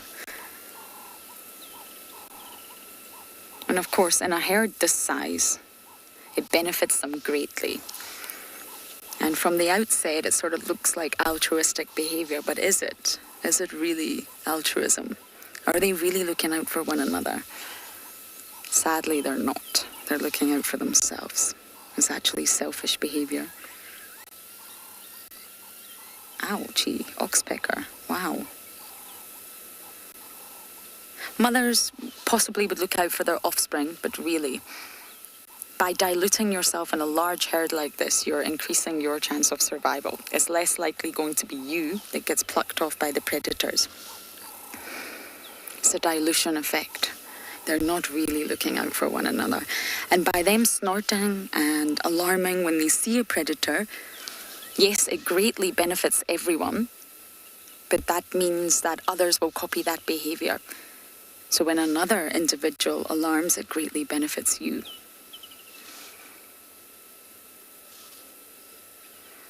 And I'm happy to see that Tlalamba didn't pluck off every single lamb. We still have a small population of lambs left.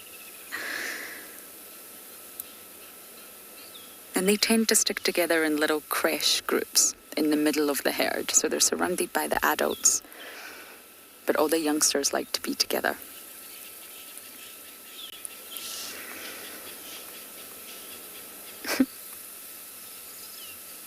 Now, I don't know if any of you remember last summer, but we were noticing a lot of floppy-eared impala. It was bizarre and almost unexplainable. We didn't really know what was happening, but a lot of the lambs had floppy ears. The ears had almost not formed correctly. The cartilage was flopped over. And we found one, and we called it, guess what we called it? Floppy ear, yes. And we were overjoyed to find this little lamb. And we saw floppy ear everywhere. And then we realized, oh, actually, there's lots of floppy ears. There were so many impala lambs that had their ears flopped over. And this year, surprisingly so, I haven't seen one. Not one single impala lamb with floppy ears. This one might have a floppy ear soon, though, with the rate that oxpecker's going.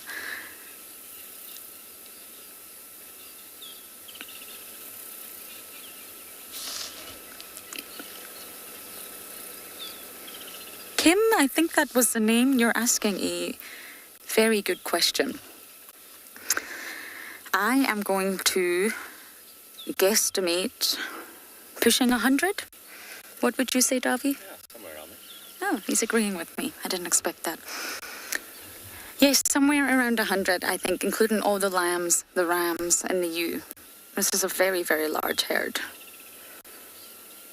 And we're right next to Chitwa Dam as well. All the vegetation will be extremely delicious here.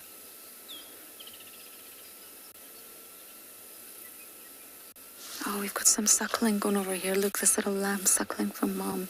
I always think with the impala, it looks slightly, painful.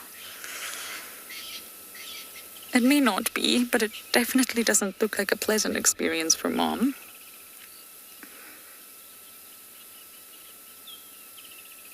And of course, in February or around February here in the Lowveld, you will often find a second sort of lambing bout. And this is the ewes that potentially got pregnant a little bit later. And they normally drop their lambs around February. Okay, we're going to scratch around Chitwa Dam, see if we can find anything else. And we're going to send you guys down to JP.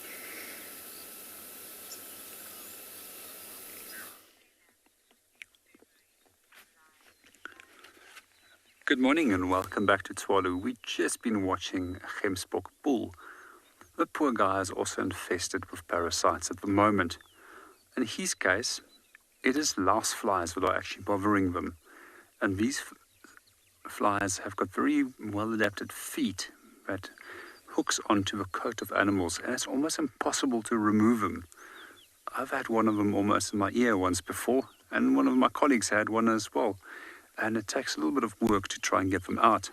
He's really not happy with them. He was also trying to roll in the soil to get rid of them. So we often notice this bull on this little patch. When we come past here, Gemsbok bulls very seldom will actually leave their territories.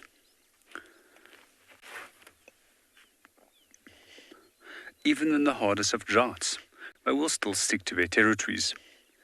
And these areas are generally defended against other bulls at a great cost.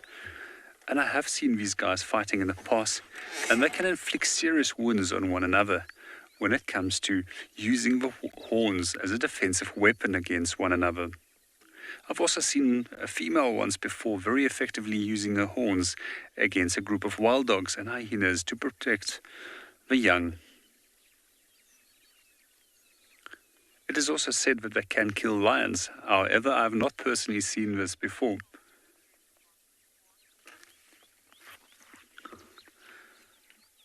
Good morning, lazy boy. If I remember correctly, they can get up to approximately 1.2 meters in length.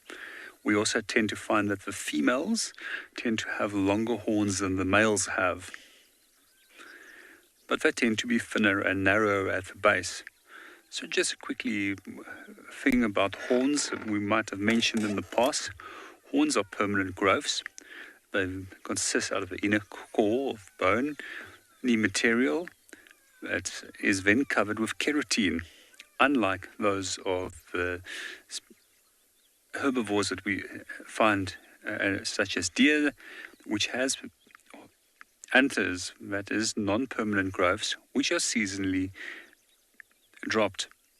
These are generally multi-branched and covered with a velvet-like structure.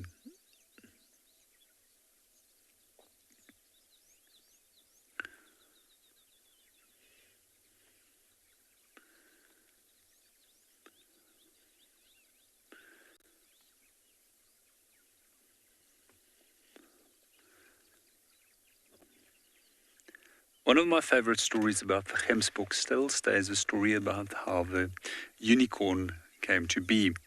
So this species often observed on dunes and when they're standing with the sun from behind and the horns and the body is kept laterally to you, it looks like a horse with a single horn that's being viewed.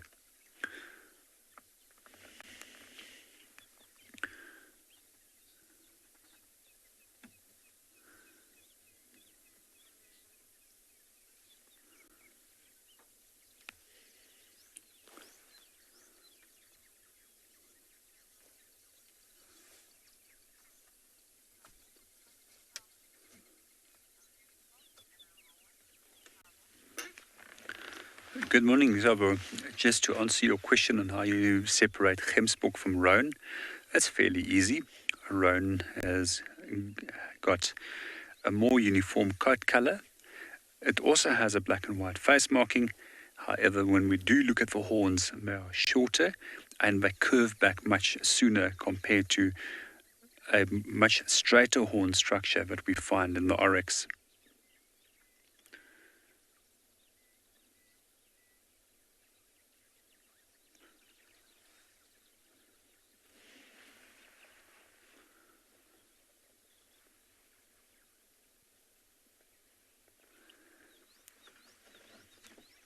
The other species that they're often confused with is also sable.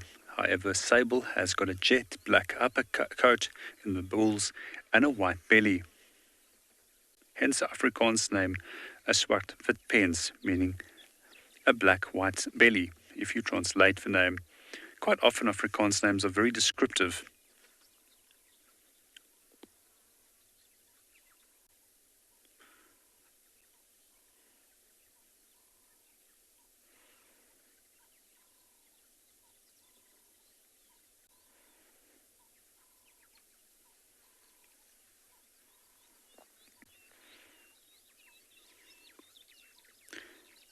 In the meanwhile, we're going to move on, see what we can find, and hand you over to Kim, who has got a leopard that's busy sleeping in a tree.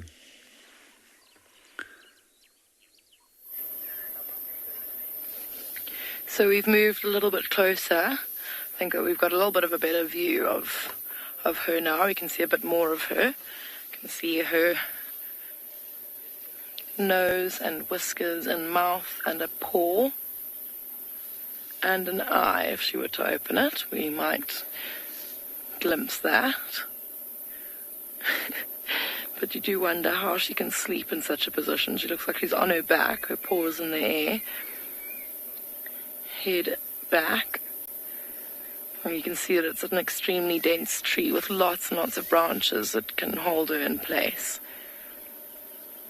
And we are just glimpsing her through the only window that we've got, right between the two main trunks of the tree.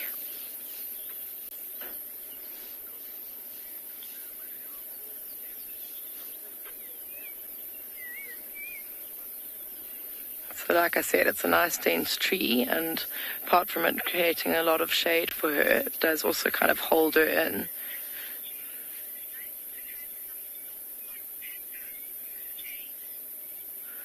Yeah, James, we do tend to see this leopard quite often, actually, here on Phinda. She's very relaxed. I mean, even you can see, like, we're quite close to her. We're right underneath the tree that she's lying in, and she hasn't even batted an eyelid when we drove in and out of here. And you know that these cruises are quite loud. And she's very, very chilled. So we see her quite often, and we see her mother quite often, and her grandmother. Is another one that is quite relaxed. We haven't seen her very much recently because she's quite her territory's kind of moved into a very thick, difficult area, so we don't see her as much as we used to. But yeah, leopard viewing on Phinda is getting better and better all the time, which we are quite proud of and quite excited about. And then obviously those 5 cheetah cubs this morning was also very, very exciting to see, those spotted animals. Phinda's always been quite well known for their cheetah, so to have a little group of 5 is very, very exciting. The population did dip briefly last year, but then we had a number of litters of cubs, and we're hoping that they'll all make it to adulthood, and then our cheetah population will be nice and healthy again. But it's actually pretty cool because you can see how perfectly her camouflage works in this setting where the sun is kind of just shining through in little patches onto her.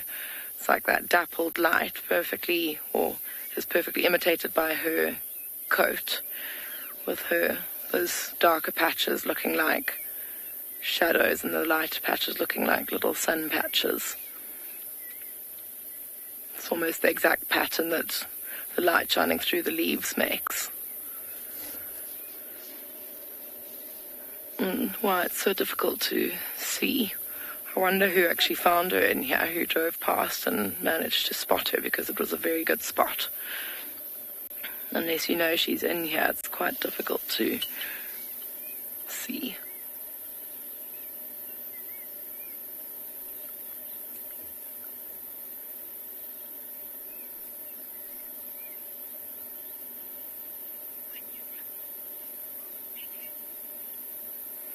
Yeah, I don't think that she looks like she's going to be moving at any point. I think that we may leave her. And we'll go and see what else there is out there for now.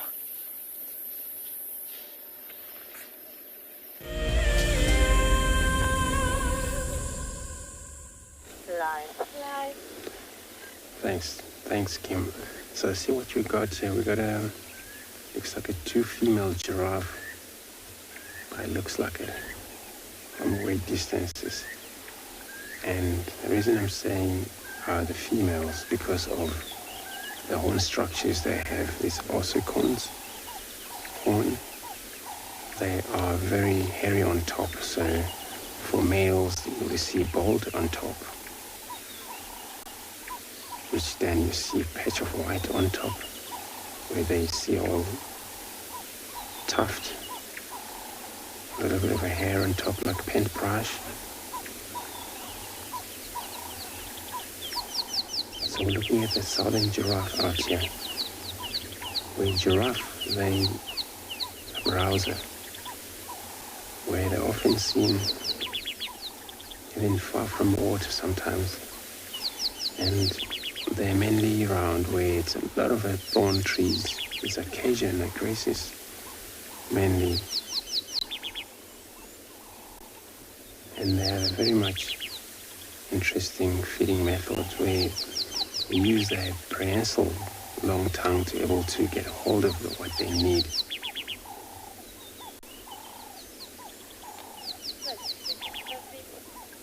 So when I see them do that, they do that onto these very tall trees out here. Sometimes they go down. They pick up bones, they chew bones sometimes for their actually special diet. 9, 8. So I'm going to stay put here. Hopefully we get close to them.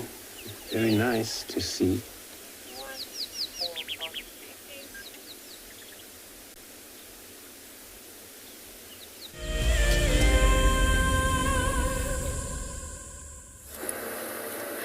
We've just found a butterfly for you all. I'm not sure if I've positioned... Yeah, there we go. A stationary butterfly, how wonderful. I think this is an African vagrant. Yes, it is. One of the more common species you see at the start of summer.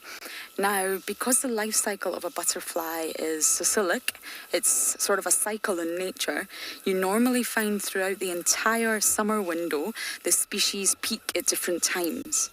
because the eggs were laid at different times by the mother. And normally at the start, what species we're seeing right now, the most common ones are definitely the African vagrants and the brown-veined whites. They're the more common ones. Now, if any of you don't know these species... Sorry, everyone, that's Andrew. That's okay, we're going to learn them. I've started a fresh butterfly list from last year. We're starting from scratch so we can learn them all together. And normally the sort of last species to survive, the last man standing, is the spotted joker. I haven't seen any yet, so they normally come out just a little bit later. So they peak at different times. But the sort of plethora of species that we normally see definitely are not around just yet. I don't think the butterfly life cycle has peaked just yet. It's only starting to peak. And the weather is a bit dubious this morning. I'm not entirely sure how I feel about the weather. Should we give them a view of the clouds, Darby? Straight up ahead, we've got lots of dark clouds that look like they're promising rain. I'm relieved the sun is not scorching. However, it's very muggy, very clammy. The humidity levels are high.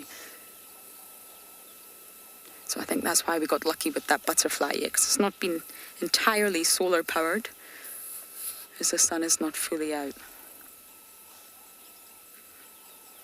Now, I know lots of vehicles are scratching around for Kalamba, but whether they find her or not, I am not sure.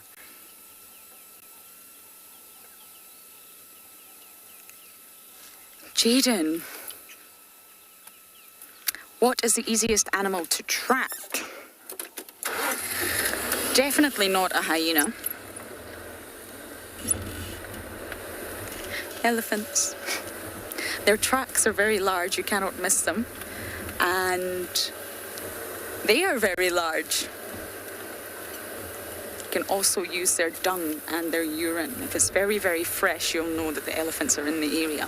If it's dried a little bit, you'll know that they're probably not in this area and they're far off ahead. And yes, I would say elephants are the most common animals to track.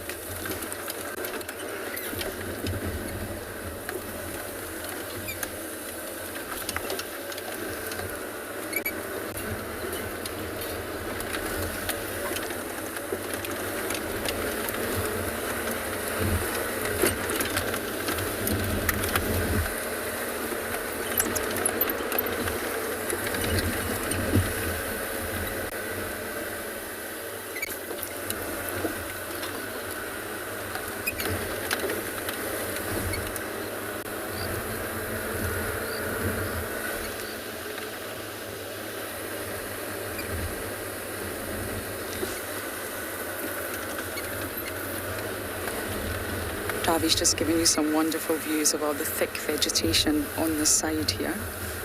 I believe my mouth may also not be matching my words, so no one wants to see that.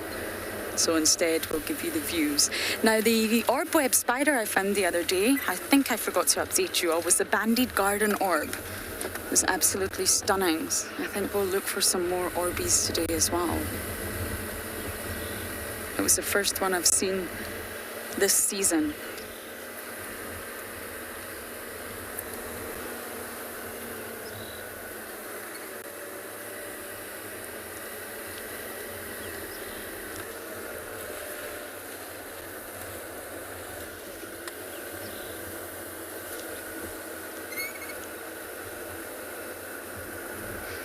So I think if we don't have any luck with Kalamba in this area, we'll go back to the hyena den.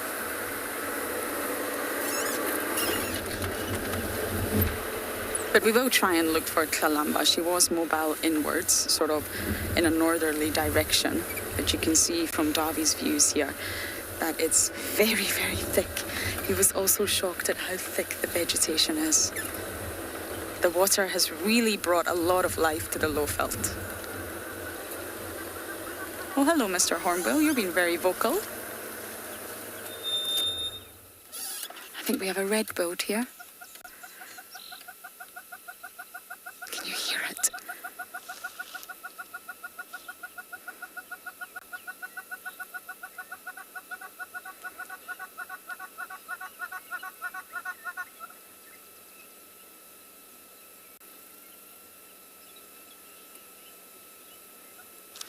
call sounds very beautiful, but when you hear it continuously, oh, and off it goes, outside your bedroom window.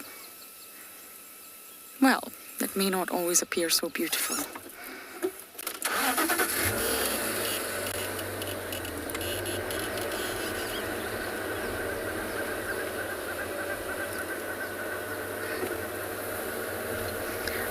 Okay, so I'm going to keep bumbling, looking for any signs of our princess, and we're going to send you across to Andrew, who's found the giraffe.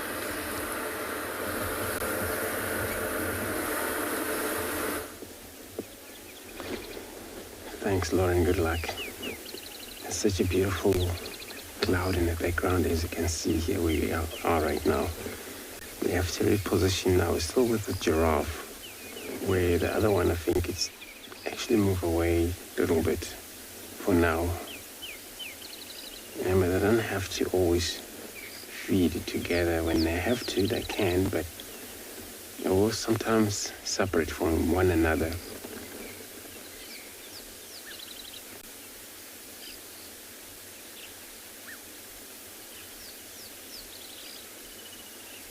It's actually giraffe. They are one of the also ruminant animals, which they chew cud, just like cows. So they have 4-chambered stomach.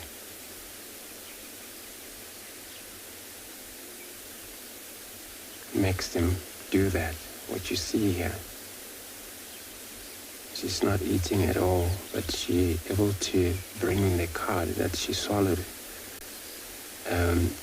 a few hours later. So she'll keep chewing. When she swallowed, she'll bring another cud which is unchewed. She'll chew and swallow every time. It works better for giraffe when they are standing up, because they're a tall animal. Where most of the ruminant animals, which is most buffaloes and most antelopes, you find them lie down, these oryx. So find them lying down chewing cud. It works better because they have short neck and they're able to regurgitate easy when they do that. But with the giraffe, they have a long neck.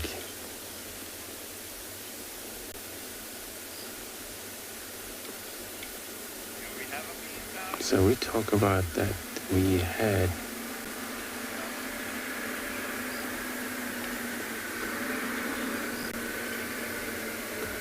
sorry, can you bring that question again?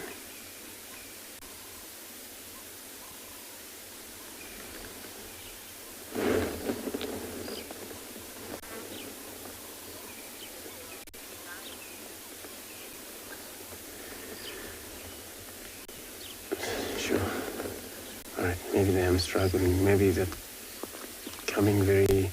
question not coming clear there. So you mean diet, or probably I think that's what you mean.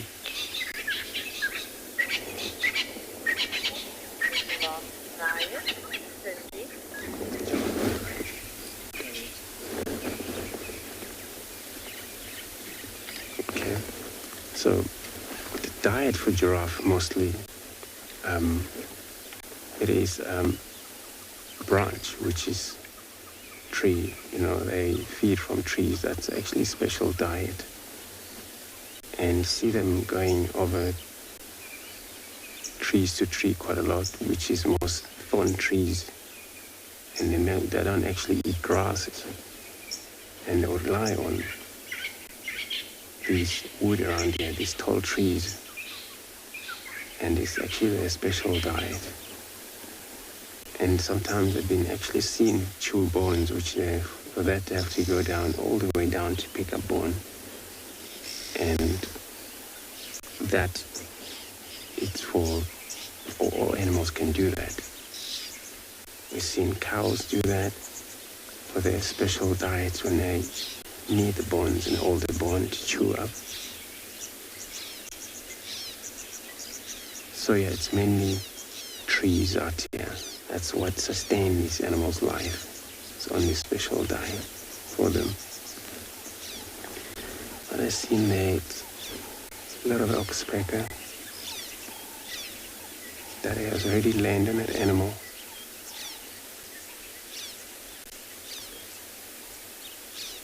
So the oxpecker, they help with the ticks.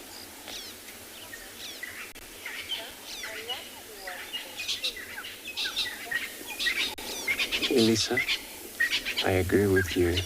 They're so amazing when you see them chew like this, especially when they're static. They have to do that when they're all static.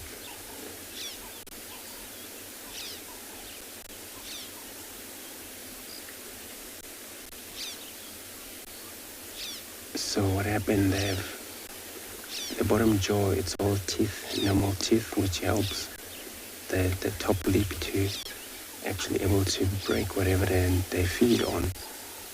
But then the tongue, it's so important. When they eat, we're able to bring anything into the mouth.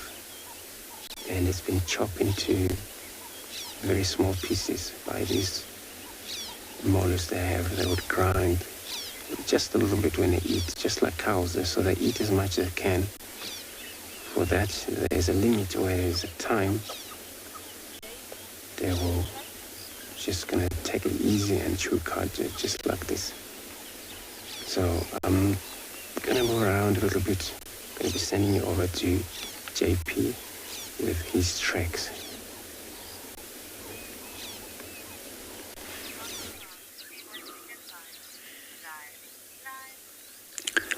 Good morning and welcome back to Tswalu.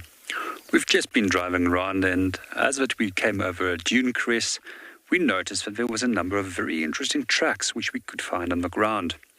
And these belong to an animal that we very seldom see during the daytime, if ever, as they're almost strictly nocturnal.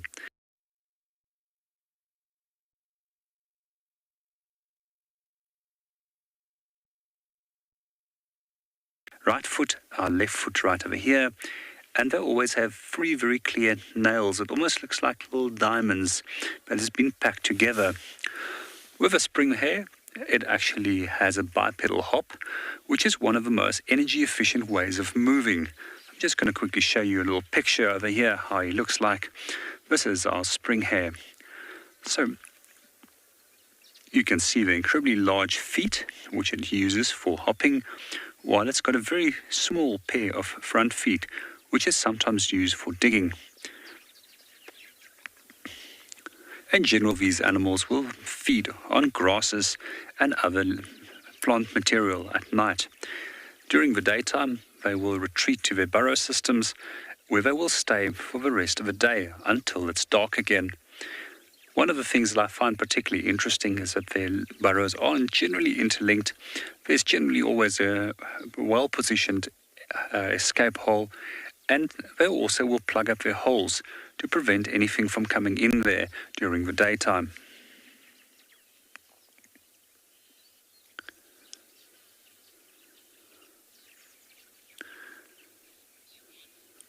It's always quite funny when we have guests that see them for the first time, that they often confuse them for little miniature kangaroos. However, we don't find kangaroos in Africa. They are absolutely fascinating little animals, and it's always worthwhile to come out on a night drive in the Kalahari to go and see if you can find them.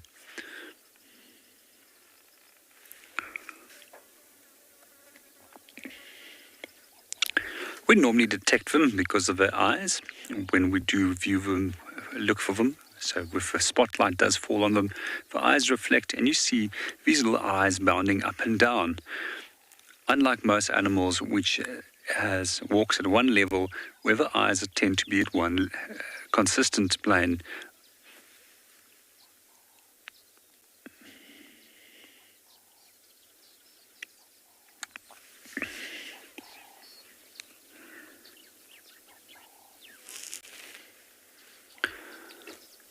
In the meanwhile, we're going to hand you over back to Andrew, who is busy viewing a giraffe.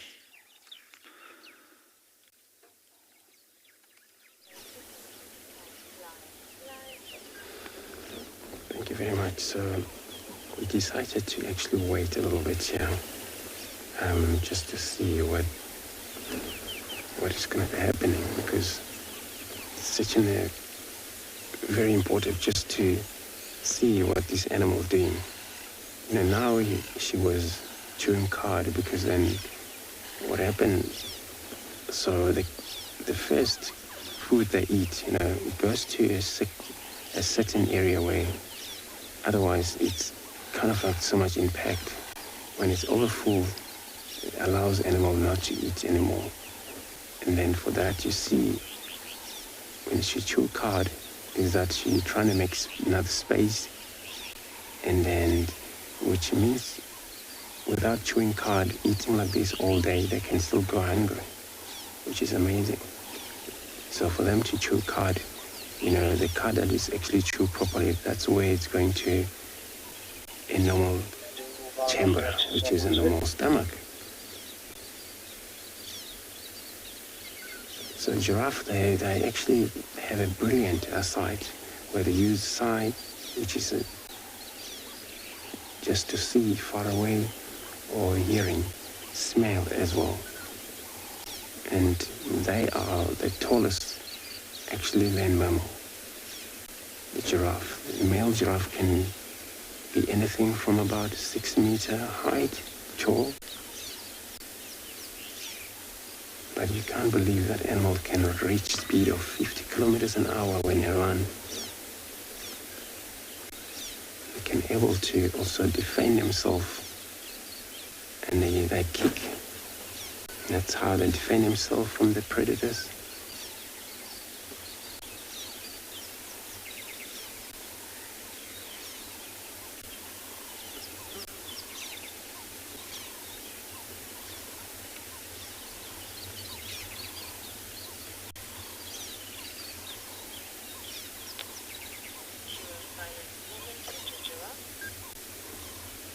So I think let's do a silent moment here with this giraffe.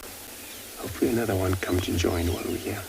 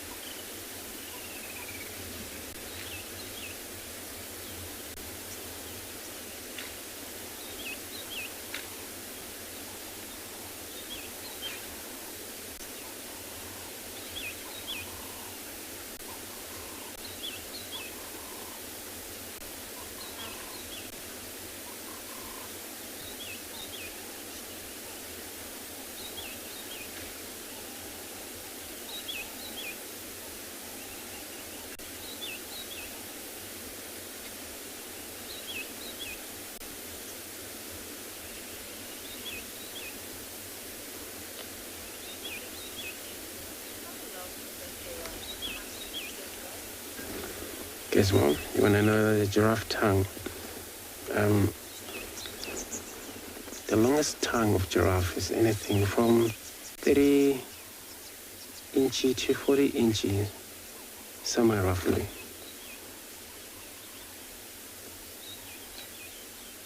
And it's amazing. You see a little bit of a purple colors in that. And it's way wide too long when you need to release it out.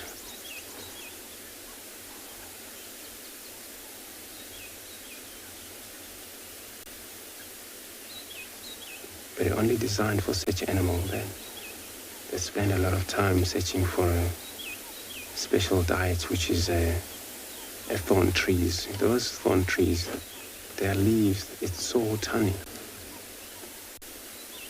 And then the giraffe is able to pick any one of those. Sometimes, a lot of the time, we've seen this giraffe being in these little trees over here. And it looks like she's going to go way around it.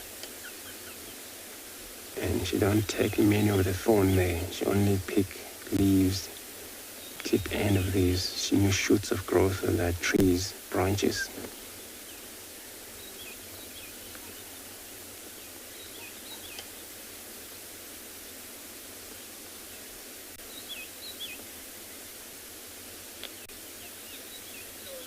Are there any poisonous trees and how did the giraffe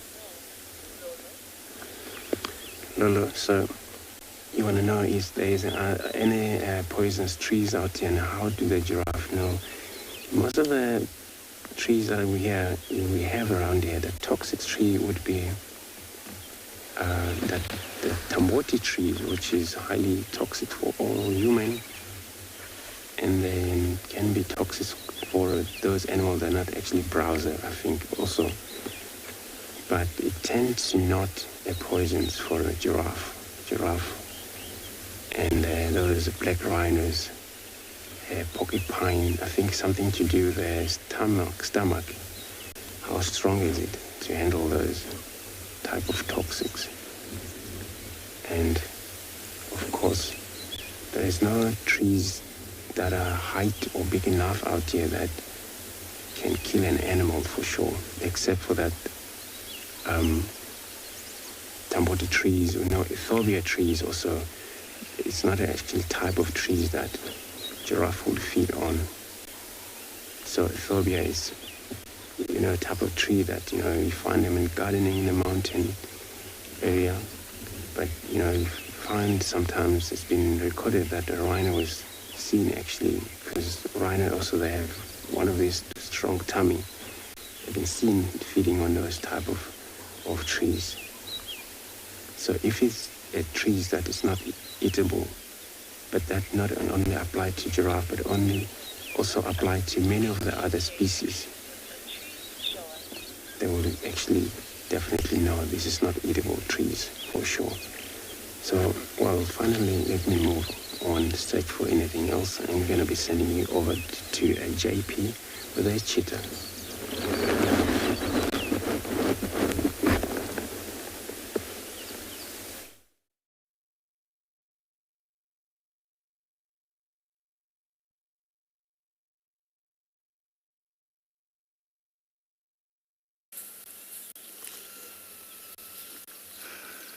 Luckily, we have some elephants for you. Apologies about that. We lost Swallow there, but they'll be back with us very shortly. Now we've came across a feeding breeding herd of elephants. We've got a youngster here. From the shape of the forehead, could be a young female. Quite happy. It's not too sunny, it's overcast, and there's lots of delicious food around. Oh, we're not grazing today, we're browsing. Oh, must be delicious. Now we're on Inyala Road North, and for some reason there's always been a black spot in signal. We really never get signal on this road, so I won't be able to follow this herd if they go any further north, but hopefully they won't. That's ticked off leopards this morning and ticked off elephants.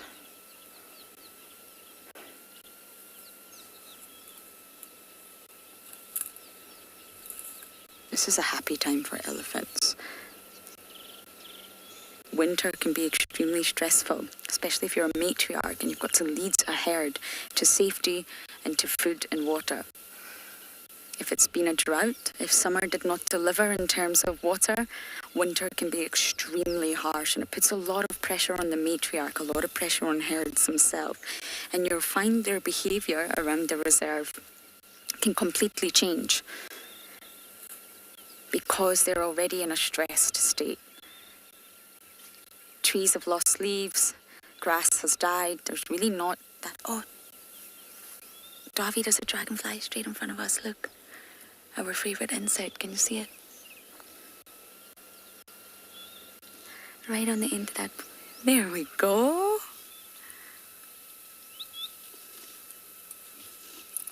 Yay! It's right in front of the car. also don't know what species this one is. I'm doing my best to compile a list of all the dragonflies, but the one we had yesterday, many of you were kind enough to let us know that we had an eastern blacktail and a common tiger tail. Thank you, James Richard.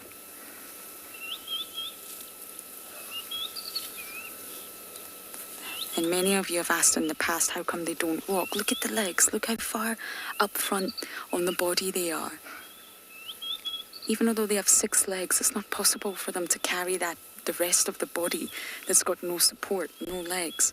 That's why I'll just always find them perching, looking around with those big, huge compound eyes, trying to see what prey they can snatch out of the air. Okay, the elephants walked behind us, so we're going to say goodbye to the dragonfly and try and see if we can reposition a little bit better for the elephant.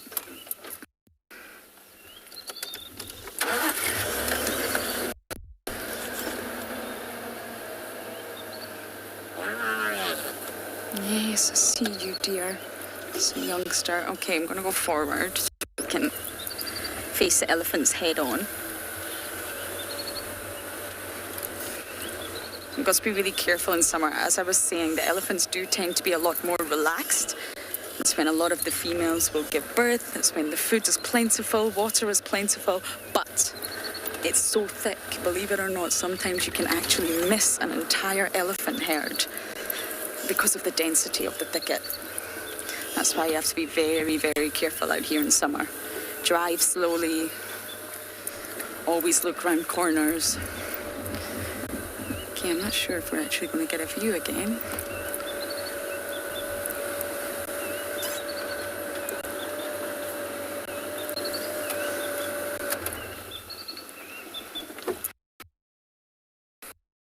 You, hello. Can you see him there, Davy?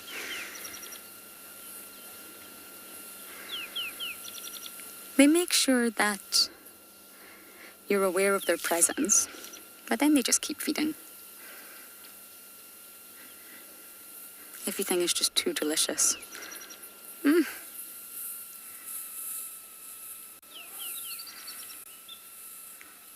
So I'm going to let this elephant herd get up ahead. Hopefully we'll get to spend more time with them. And then if not, we'll head to the hyena den.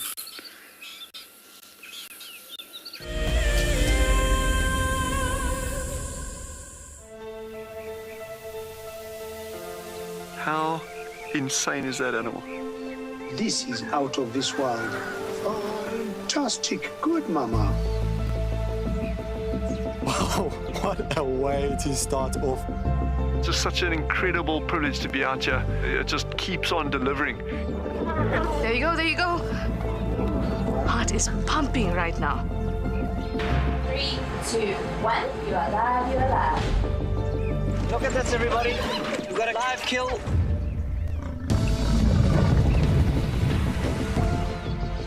The cock's holding the tail. It's holding tight. Lucky wildebeest. There's nowhere to go. This is a disaster in the making. Something that I have never seen before in my entire life that you are now watching live. My heart is in my mouth, everybody. Look at this. It's gonna make it. It's going, it's going.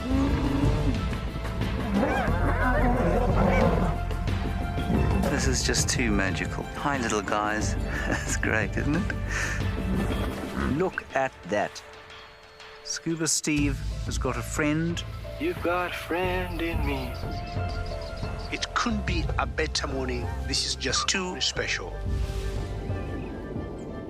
Oh my goodness, we've got a turtle. How epic is the fact that we're coming to you live from the Chobe River? It's the most incredible feeling to be here. This is live and we're in Rwanda. This is a very, very different adventure, charged with emotion. I did not think I would ever face my fears like this.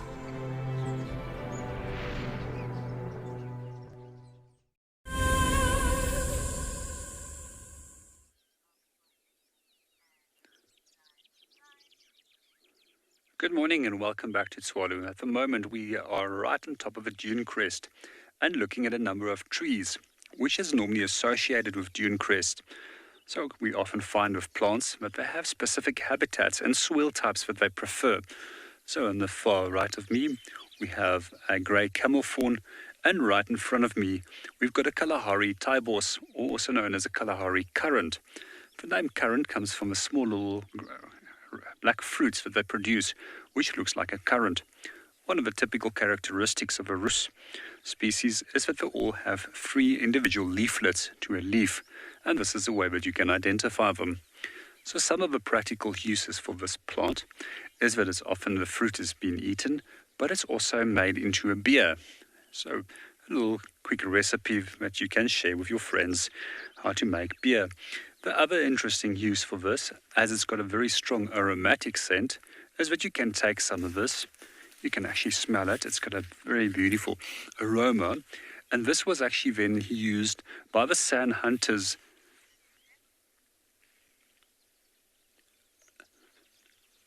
This was then used by the sun hunters to provide some form of spice to their meat that they would eat.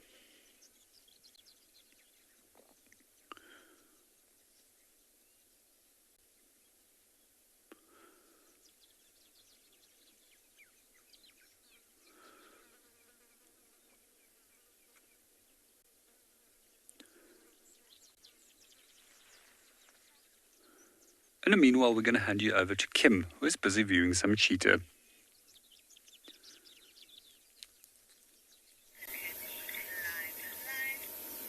So we've come back to these cheetah, and how exciting, they've managed to catch themselves a baby nyala.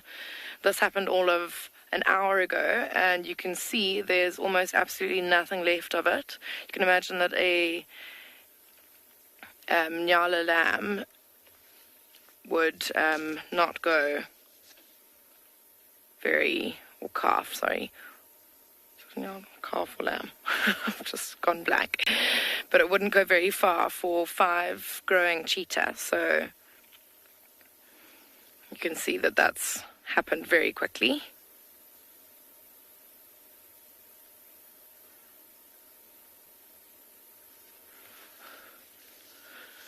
And we can't quite see the other 4 cheetah at the moment. They're behind a tree, but I would imagine that there's not much. I don't think they're very fat still. They'll probably have to hunt again very soon, maybe even again later today. This will just give them enough energy to be able to hunt again. You can see the one that's still eating is literally just trying to rip every last morsel of meat off of he's got the head there, the head and a bit of the neck. And you can it's hardly recognizable as a head. It's like,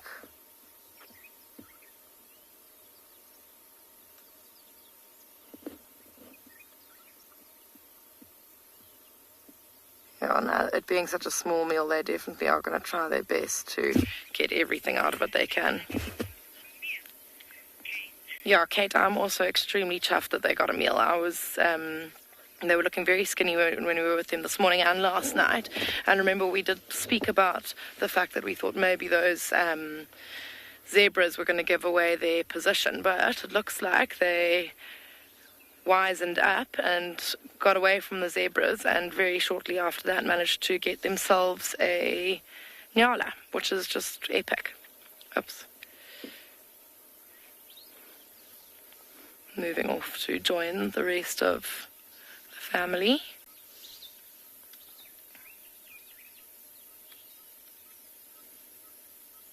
It's quite sweet. They're all just lying there licking one another, cleaning each other up. All 4 of the ones on the ground are grooming each other. So they'll have a bit of blood and mess on them from the hunt and the feeding, and they'll be cleaning each other up, trying to make sure that they don't smell at all. Cheetah are quite low on the food chain when it comes to predators, and they have to make sure that they're very, very clean and don't smell at all, so that other animals or other predators can't find them.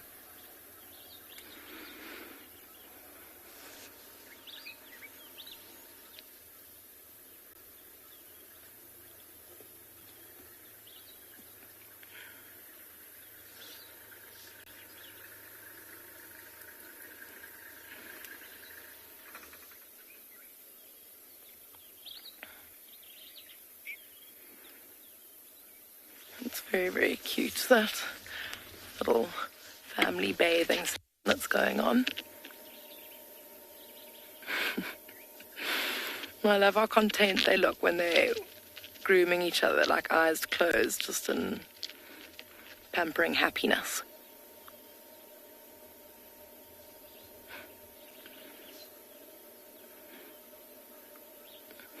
And it's also quite sweet, because I'd imagine that might have been quite a dramatic scene, all 5 of these cheetah trying to eat from one tiny carcass, and I think there might have been a little bit of tension in the ranks with them all trying to get their full, and now we just have this very loving scene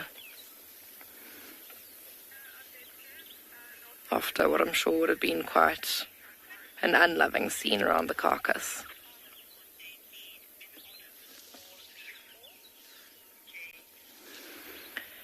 I think for these 5, they are still quite small.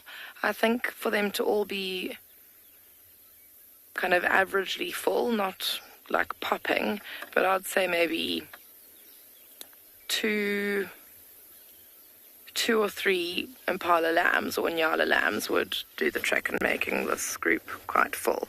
And if we saw that little impala lamb earlier today and saw how little meat they've got on, 1 of those per cheetah would probably just be enough to fill them up. But I think this nyala was a little bit bigger than the impala that we saw this morning.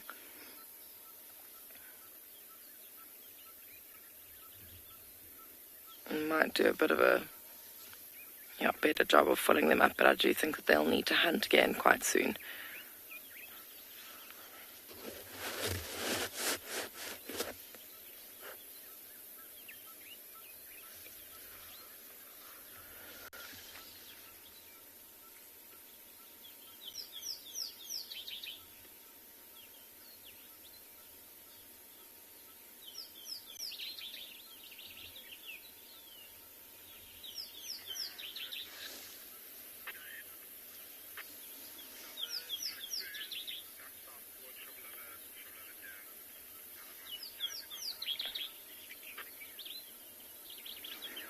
I think that these cubs will probably stay with the carcass for still a little while. They might go back and forth eating or still just licking at and tearing at those last little bits of meat. I think that they really are going to take advantage of every last bit that they can get off of the carcass.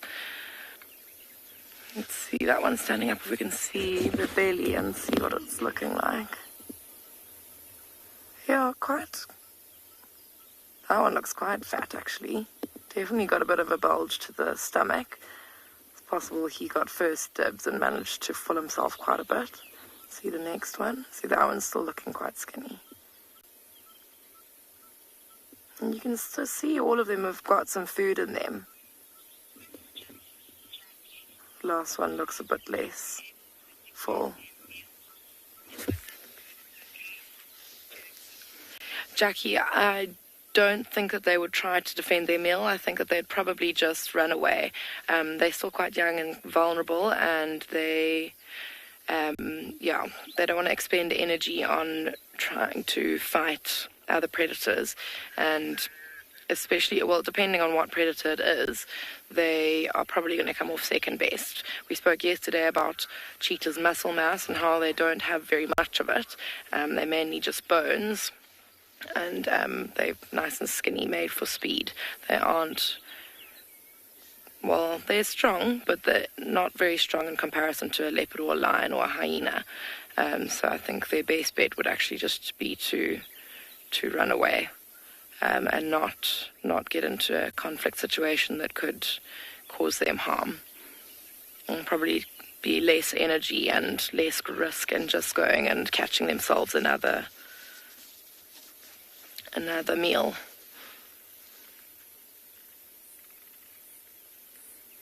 Like if they were a bit older, maybe the adult males would try and defend their meal with all three of them, but for now I think that they'd probably just run away. The only thing is that they're still quite young. Maybe they don't know that they should run away, but yeah, that's what I think would happen. They are heading into a little bit of a thicker area. We'll see what they do, but we'll send you over to Andrew.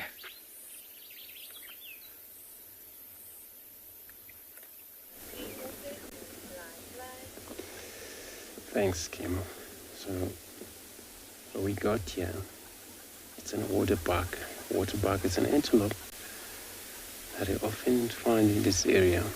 I know this morning we saw a few of them heading into the thicket. And yeah, we also have, looks like a male that lay down. But looks like he's chewing also a card. You know, this is what we were talking about earlier when many of the antelope, they tend to lie down when they chew a card, which allows them to regurgitate the card easily.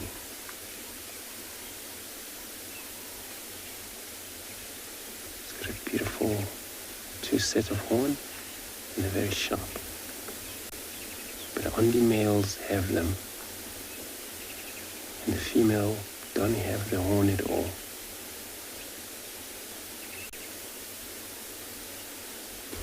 So waterbuck, there's a system sometimes where you do come across the bachelor group of those males that don't really dominate. So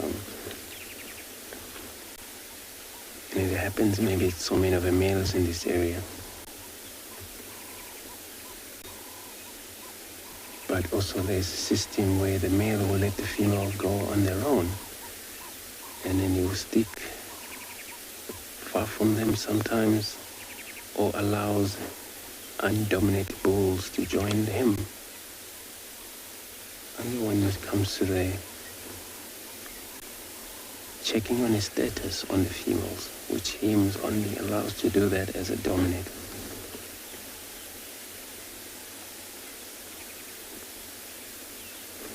And the hairy coat, I know it's actually very difficult to get a closer look, but so their coat is actually oiled secretion which prevents a tick's bite, most of the parasite.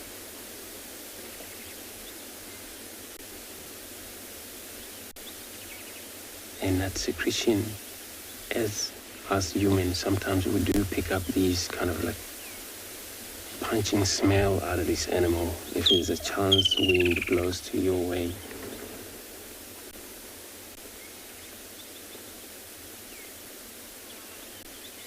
But lions, leopard,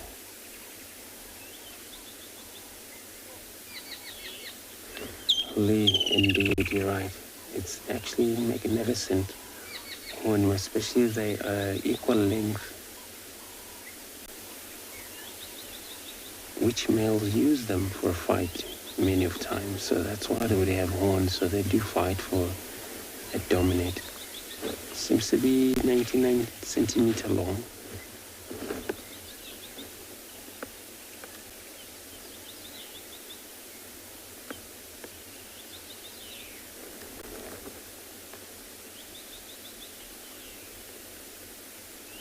And then also male can weigh over 200 kilogram, 236, way up there, kg, where female weigh less. Or probably 160, 180, roughly. So there is a size difference.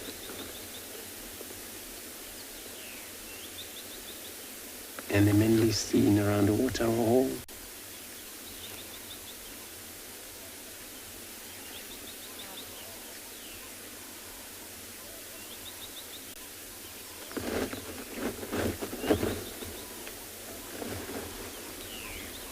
And that's where their name came from. as a water bug. So they use water quite a lot to escape from their line, which I think we just spot another young male that is about to cross the road, but still on the other side of that tree there. But if he moves, then he will be crossing on the road right now. Only just a little short horn that is already growing in that young male. So it's probably he's not alone, so he's accompanied by other non-dominant bull around here. Those are still quite young.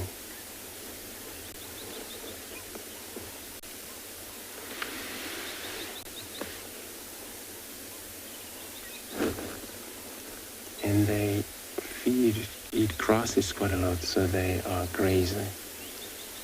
Find them in the open, spend a lot of times close to a lake,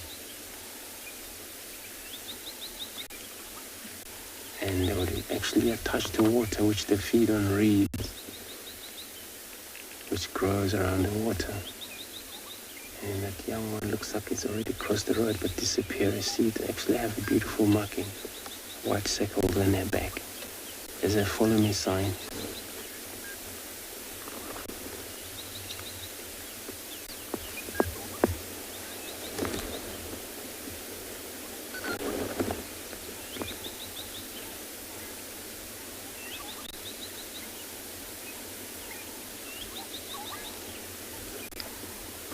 So as a diurnal animals, they're not territorial. I mean, they're not nocturnal. So it works well when they have white marking on their backside. So when they move, even in the darkness, they're able to lead the same direction. Those on front give indication of those on the back.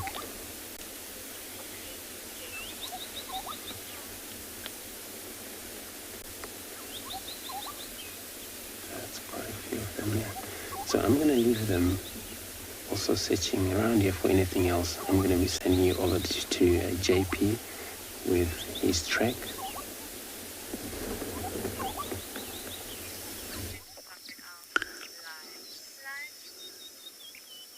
Good morning and welcome back to Tswalu. We're still looking at tracks at the moment, and we've just discovered a track of a porcupine, a track that's best described as a number of pieces from a puzzle that's been put together. If you can notice, there's the toes right over here, of which we generally find 4 of the toes, which we'll mark. And then right over here, there's a main section of 1, 2, 3 pads, and another 2 little pads at the back of a foot, which forms a whole track. Sometimes we do find the quill markings over the tracks as well, which helps us to actually identify the species. So the species that it's often confused with is a honey badger. However, when we look at the toes, they're pretty rounded compared to that oblong or sausage-shaped toes which we find with the honey badger, which is not a common animal in this area. And if you also look very closely to the round toe tips, there's tiny little nail markings. Generally, with honey badger, the toenails mark at equal length as that the toe is long away from the tip of the toe. I'm just going to show you a little picture over here so that you can see the differences between the two. Both of these species have got very well adapted nails for digging. Honey badgers often dig out rodents, snakes. They also will dig out the dung balls or brood balls from dung beetles and eat the larvae inside there. When with a porcupine, the toes are much more rounded as mentioned earlier, and they've got blunt toenails which is close to the tip of the toe. They on the other hand will use these for digging out roots and tubers and a number of corms and toxic plants that they will feed on, the bulbs of these plants. So quite often when we do find other additional field signs for porcupine when they were eating, we'll find that they've been eating on roots that's been discarded. Sometimes we also find their tracks close by to pieces of bone, which they will gnaw on to obtain calcium, and these might even be dragged with them back to their burrow. One of the things that I find particularly interesting about porcupines, that they're one of the very few animal species out there which has to mate and have some form of intimacy to ensure that the female will be in estrus. So they will actually mate on a daily basis. It's also believed that if a female has not been mated with for approximately 3 months, she won't be going into estrus.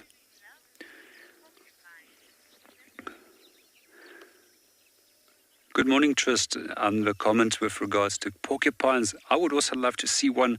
However, they're mostly active at night. We very, very seldom see them in the daytime.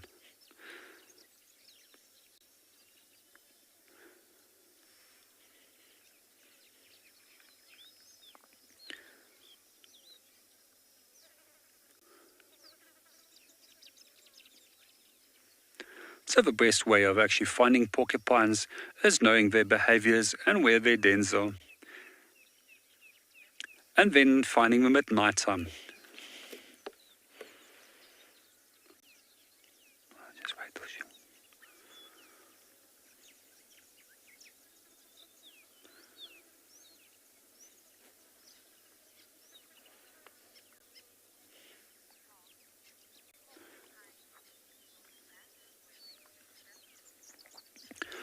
Good morning, Tom, and welcome to the show. And to answer your question with regards if they grow back, yes, they do grow back. They're actually modified hairs.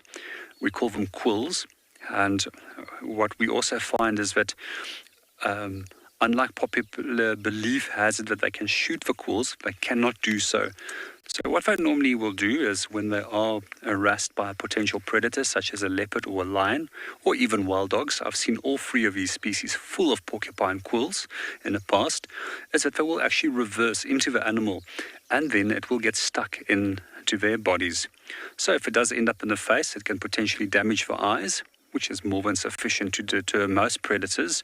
However, if it does get stuck in the body, it also sometimes leads to septicemia, as these quills will remain in their bodies and often break off in the body of the predator that was harassing the poor porcupine.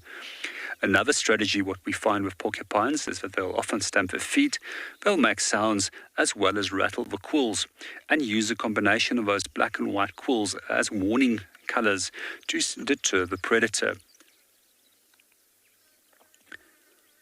In most cases, this is a very successful strategy. However, we do find that certain individual leopards, as well as lions, quite often had learned this behavior and has passed this behavior of catching porcupines on to their young, who will then also in return specialize in catching this specific rodent.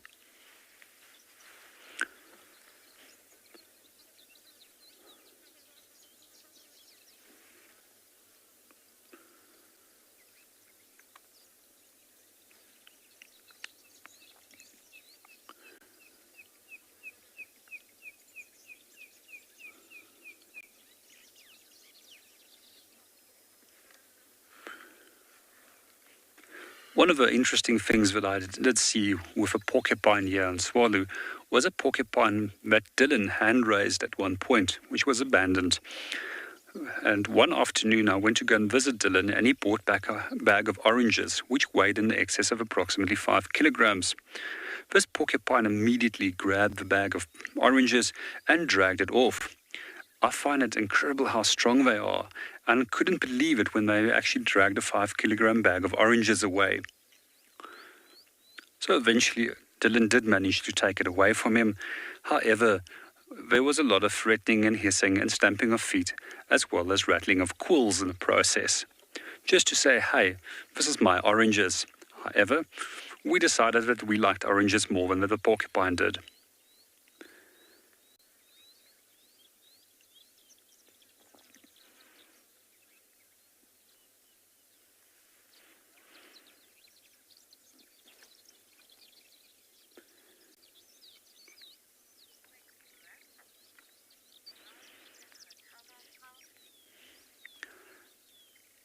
And meanwhile, we're going to continue, see what else we can find. And we're going to hand you over to Lauren, who's going to tell you a little bit more about termites.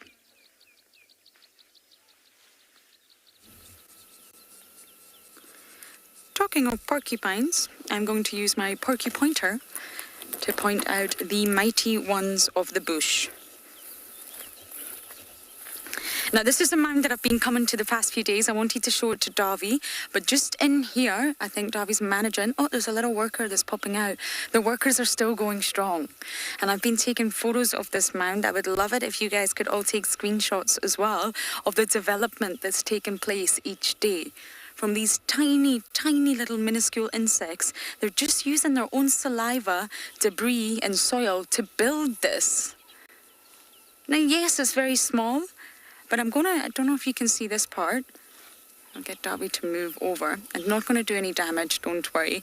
But I'm just going to touch it here and you can actually see how solid it is. It's not breaking. Yes, if I was to stand on it with my heavy body weight, of course it would. But it's very robust, and that's what these termites are able to create. Now I'm just going to have another scan around. I don't see any soldiers. I just see the workers. They're popping out here. I just love seeing them at work. I think it's the most fascinating, interesting thing. And they're so rich and nutritious that all the organisms out here want to eat them. They've got about 38% protein, which is really high, said to be relatively higher than beef. So you'll find all your predators, your raptors, your reptiles, your amphibians. I think the only category of animals that don't eat termites are your fish. We don't really see fish walking too often on land to catch termites, but you never know. Otherwise, everything eats them because they are so nutritious. They have a lot of protein, as I mentioned, but also fatty acids. KG, a long time. Some of the mounds we see out here are hundreds and hundreds of years old. And the sort of rough guide that we normally give for an American football, not the other kind of football, that sort of oval shape, if you like, that can take about 7 years to build. You just imagine an American football-sized mound that can take up to 7 years. So that kind of gives you an indication. And every time we come here, you're able to see the dark soil. The damp soil is the new build, if you like. Not sure if you're able to get a view here, Davy, but you can see a comparison between the old mound that's been here always and then the new build. See how dark it is? And that's because they require the moisture. Termites rely on moisture in order to start getting active. Now they're obviously going to grow it. It's a 3D sort of effect. It's going to grow up and out. And that's why you can model these structures.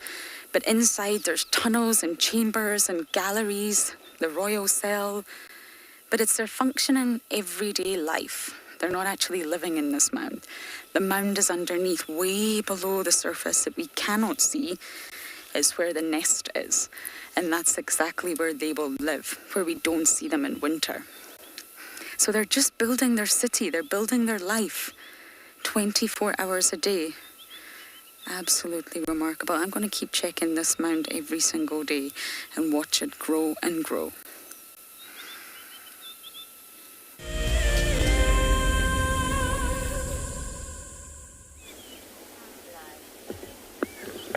Good luck, Lauren. So what we now have discovered there looks like a nest. Probably I think it's a butterfly eagle nest. They often do that on the very bottom of the tree on a fog. And there have been actually a pair of them seen around here. But not only the one nest, so it's quite a few nests where you see on the side. These are then different birds, not eagle at all. Those one on the far side of these trees, looks like all both sides of the trees are buffalo weavers, red-billed buffalo weavers. Those are social birds, where they move in such a group of probably anything from 10, maybe 12, 15 possibly. And they were able to build such a structure like this, which they use all type of wood, thorns, and eventually it's actually compact and it's all a bigger thing. The only problem is when then it comes over heavy for such a branches. That is the result of, if it's ever wind, it will also still break the whole branches. This is too heavy, then we overweight the branches and then they break down to the ground where it's a lot of a loss for these cheeks and whoever's in the nest in there. So there's a red-billed buffalo weaver and a butterfly nest. So we're going to move on.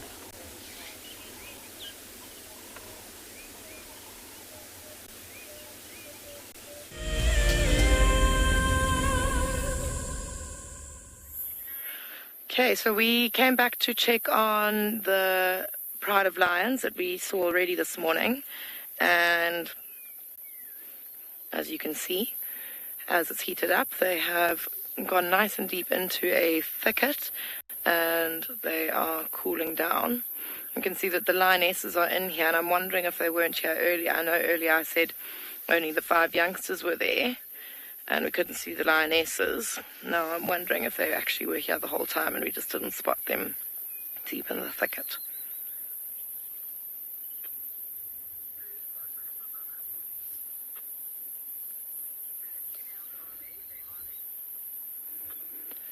And this is just how it goes at this time of day. We left the cheetah because they also headed off into a nice cool thicket. The leopard climbed down from her tree and headed down into a deep riverine area. So it is the order of a hot day in Zululand. The animals just seek out shady, cool areas. I feel like we also should be seeking out shady, cool areas, but these lions have not put themselves in a very generous spot for us to have some shade.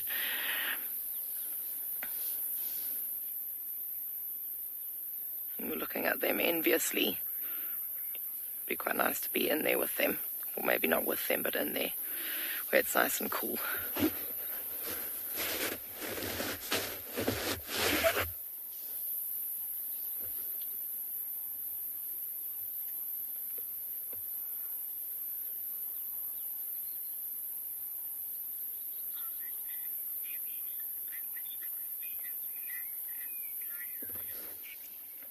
Yeah, Debbie, these lions do not look like they have a care in the world, and that generally is the way of lions. They don't have many things to worry about in terms of threats, so that is why they can sleep so well. It's like, you know, when you don't have a worry in the world, if you know that feeling, you generally sleep very, very well, whereas if you've got things weighing on your mind, you're not going to sleep very well.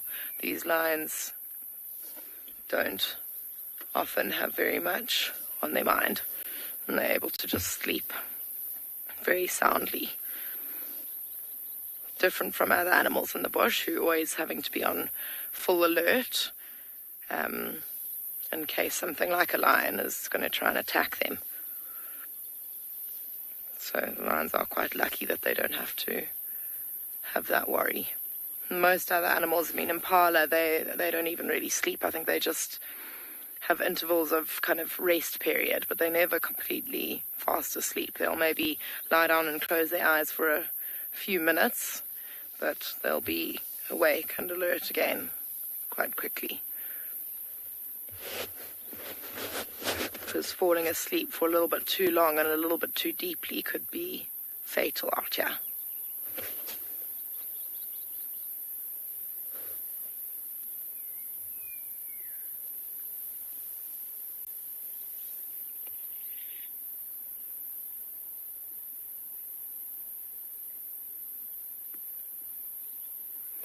There's quite a pretty little thicket that they've chosen to sit underneath.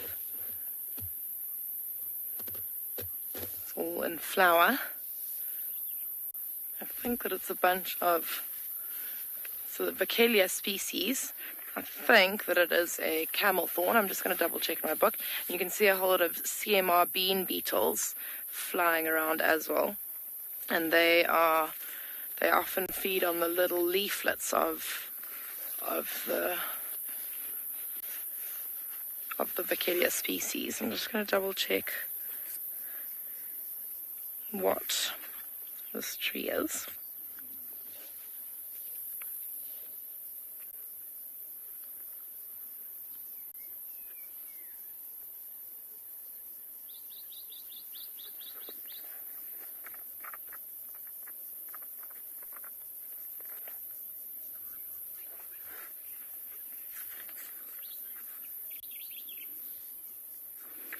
Okay, while I try and find out what this tree is, we are going to send you over to Lauren with her termites.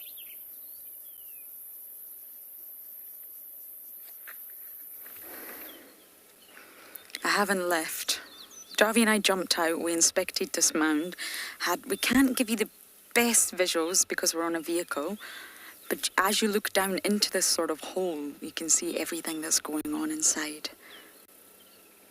They can also use dung, a little bit of dung mixed in with the soil and saliva to reinforce their walls. And although they appear very solid, they are solid. I just tapped it with my porcupine so you were able to see that. They're also incredibly porous. And this allows the sort of air to permeate, if you like. There's not only a ventilation system installed, there's a circulation system installed. They have lots of chimneys and lots of holes in order for the air to circulate, to keep it nice and fresh, and so the termites can breathe through their tracheal system, but also so that they can maintain a constant temperature. It's almost like an air conditioning unit. The temperature will always be constant, and warm air rises and cold air sinks. So when when air comes into the mound, it'll first start to sink to the bottom as cooler air and push the warm air up. And then again, that cycle will continue. Cooler air will come in, sink to the bottom, warm air will rise.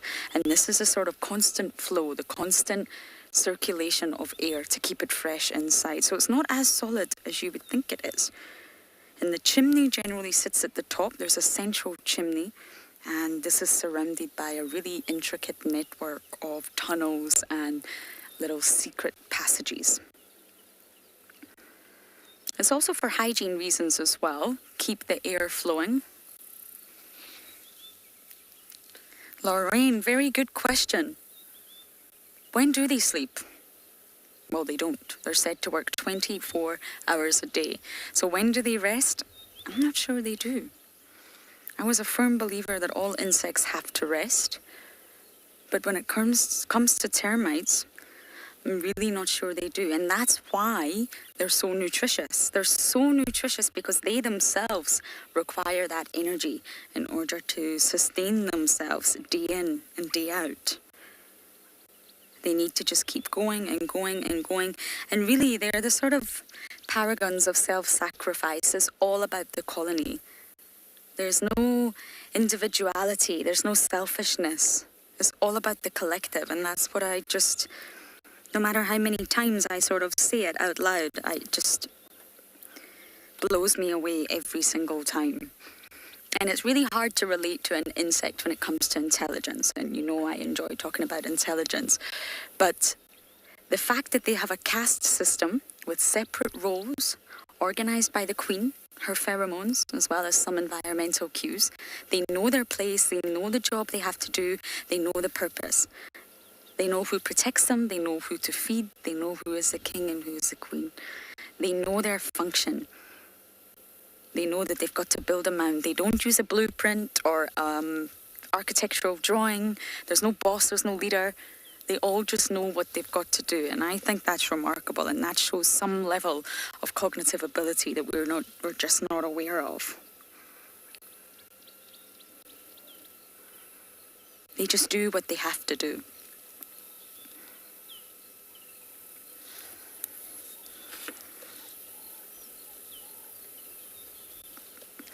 Yes, animals can lay on termite mounds in winter to warm up, absolutely.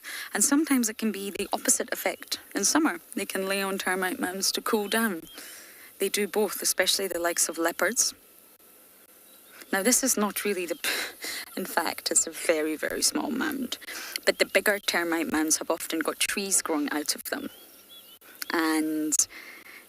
Or a lot of vegetation surrounding them, which provides a lot of shade. So in summer, termite mounds are actually the most ideal spot to rest, especially if you're a leopard.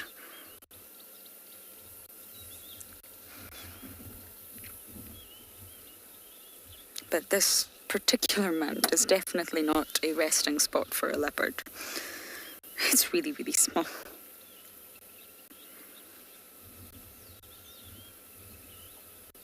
I think termites are just a little bit misunderstood due to the fact that they do cause a lot of damage to residential homes.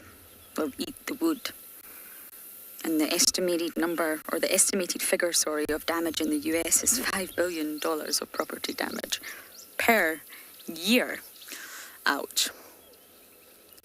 That's a lot of damage. So people look at termites as pests and in a very negative light, rather than really sort of observing what they do out here. The ecosystem that we're in right now, the Lowveld, could not survive without termites. They're the backbone of any ecosystem, and you cannot separate them.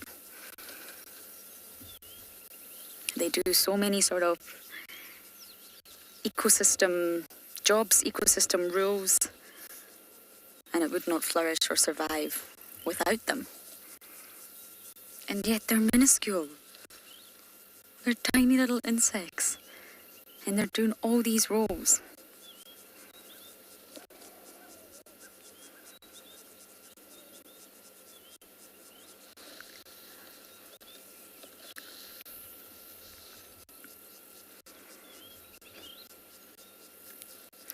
Dr. Octobong, good to hear from you. Yes, it does get stronger as it dries out. The sort of soil can be a little bit malleable when it's moist, but that's exactly what the termites need. They need the sand to be soft, or the soil, to be soft and easy to move. They're not exactly the largest animals that can carry a lot of weight. And then once it hardens, absolutely, in the sun, that's when it will really reinforce the mound and become extremely strong. Now, if an elephant was to walk on this right now, or maybe even just a lion or an impala running across it, it would do damage. The darker part of the soil here is very fresh, and you could easily break it. So they will just keep building and building all summer long. And only when those temperatures start to drop will the termites go back down to the nest. But they'll still be rebuilding and maintaining and working down in the nest. You just won't see them. They won't be visible to the human naked eye.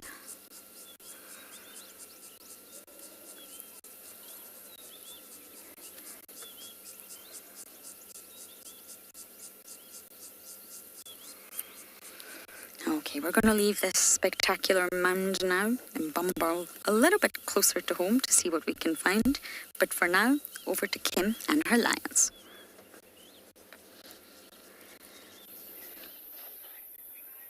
So we are actually looking at the flowers of what I've decided is a umbrella thorn. I think that it's a thicket of umbrella thorns that are still quite young, and as they grow older they will flatten out into that beautiful iconic African umbrella thorn shape. But we are also just honing in on, well, it's just flown away now, but on these beetles, these CMR bean beetles that are feeding on the flowers and leaflets of this umbrella thorn.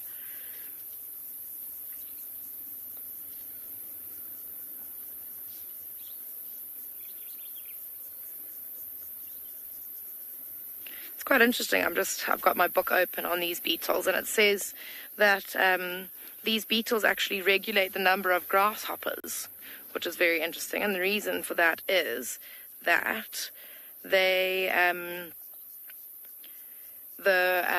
beetle lays their eggs, I think, nearby or on top of grasshopper eggs, and the larva then eats the grasshopper eggs. There we go. There's two, but I mean, how interesting is that? And I mean, that'll just be something that helps to balance out nature.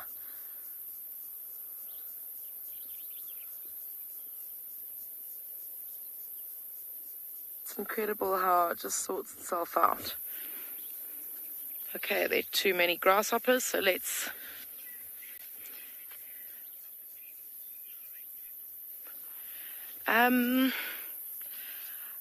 I don't know if the umbrella thorn has any medicinal properties. Yeah, unfortunately, I'm not sure of that. It's just, I know it's just a very iconic tree. It's like the tree you see in all the silhouetted pictures of Africa. The African sunset in the background and those trees shaped like umbrellas. I'm going to go and look for you though. I've got it very close to me.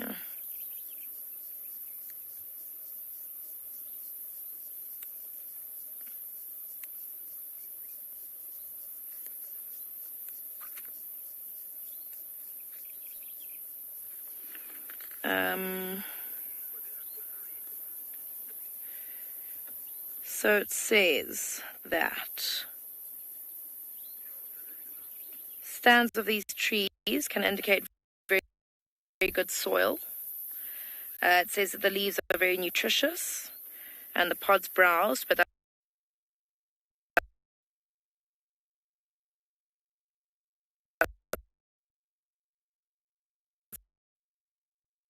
only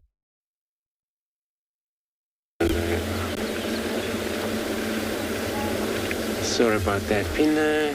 And here we got herds of elephants which just need to find a gap to wait until then we're gonna see them. Looks like a beautiful herd of elephants on our left-hand side. As you can see here.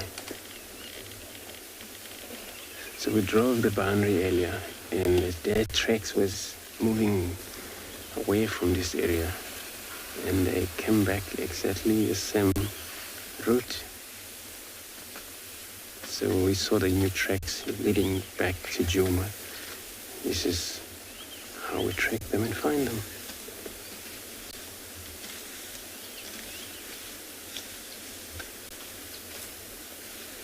This one, she's a lot gray because of the sand. And those are already have waters, a little bit of waters on their body. You can also tell that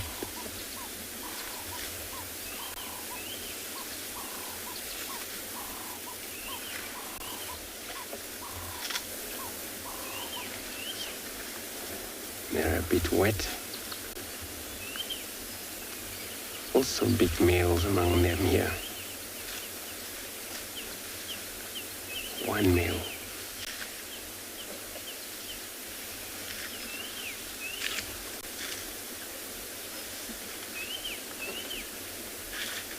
So it happens he hooked up with them, which is no problem. They're the same species, but maybe he won't stay longer with them if then there is no business with them.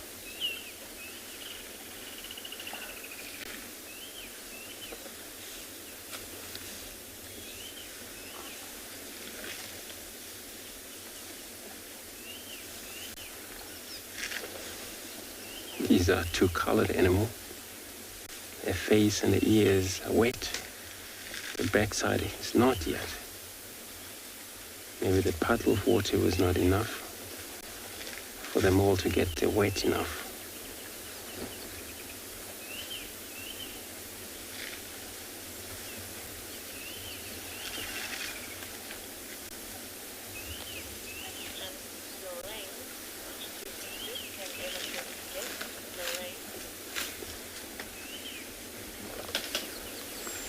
Go ahead and repeat that question again.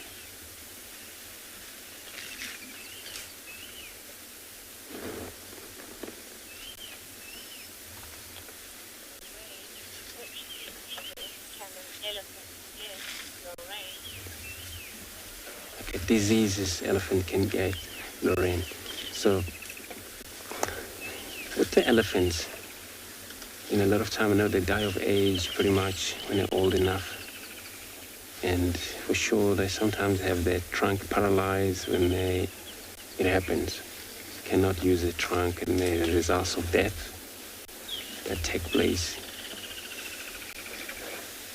But also heart attack that can interfere on them. Seen a lot of elephants die during a game capture, where they were not actually okay with the sound of the chopper.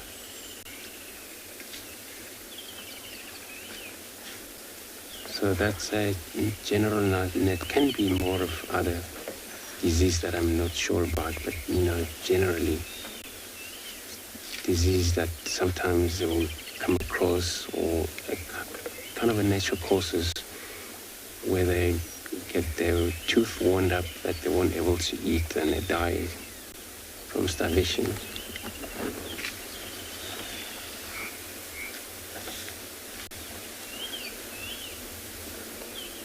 So heart attack is one of the disease can interfere them.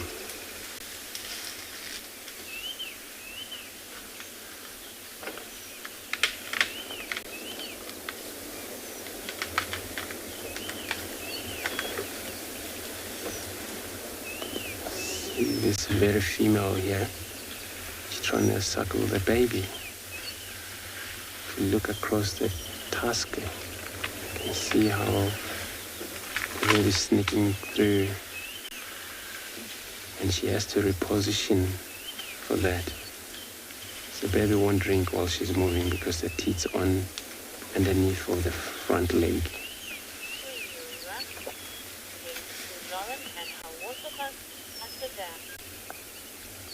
So I'm going to stay put here with this elephant.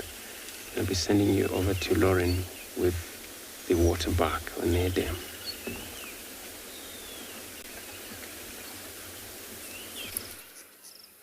Now we've came to Gowrie Dam. I'm very aware that the dam cam is not working, and I'm sure many of you are missing it dearly. Marcel's trying his very, very, very best.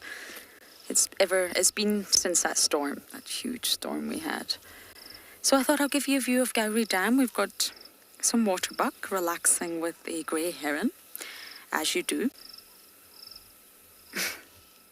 Female waterbuck. I'm not scared at all of the heron. The heron's not scared of them. And the dam here is still very, very full.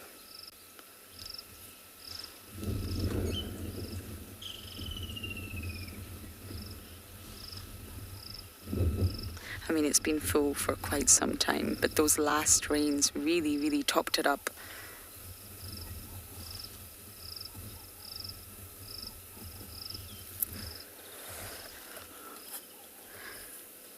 Oh, Davi, what have you got there? The whistling ducks.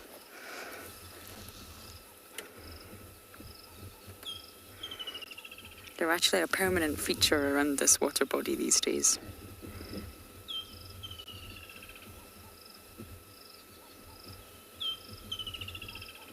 One of the most attractive ducks, I must say. I think it's the white-faced whistling ducks. Although they're very busy with their head underwater. They have a really mixed diet. They will eat vegetation that's found around water bodies. They'll eat seeds, tubers, but they also love to snack on insects and mollusks if they can find them.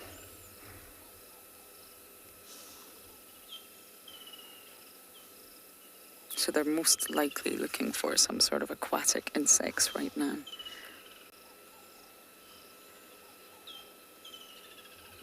Now I can see mating dragonflies everywhere, and I'm desperate to put them on camera, but they just won't stay still. They mate in the air, and they don't hover as they do so. They move. I'm throwing Davi under the bus here. But it's so important to mate now. That's what adult dragonflies are here to do, reproduce. It's summer, they're in their adult phase of the life cycle, but I don't think any of them are going to stay stationary.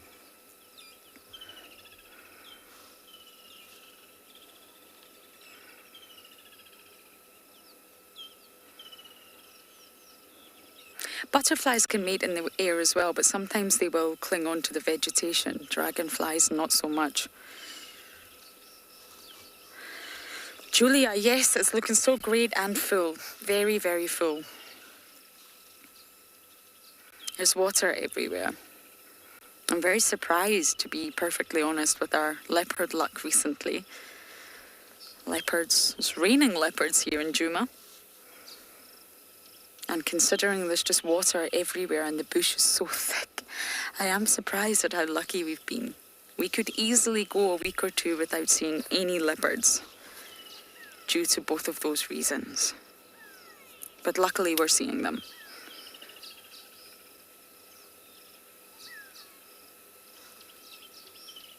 We'll try to spend time at Gowrie Dam, both Andrew and I, on sunset and sunrise safaris, just because I am aware that many of you are missing the dam cam.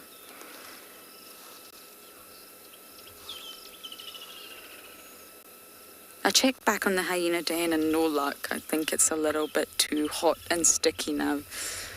And talking of being hot and sticky, we're going to send you across to Kim with her sticky lions.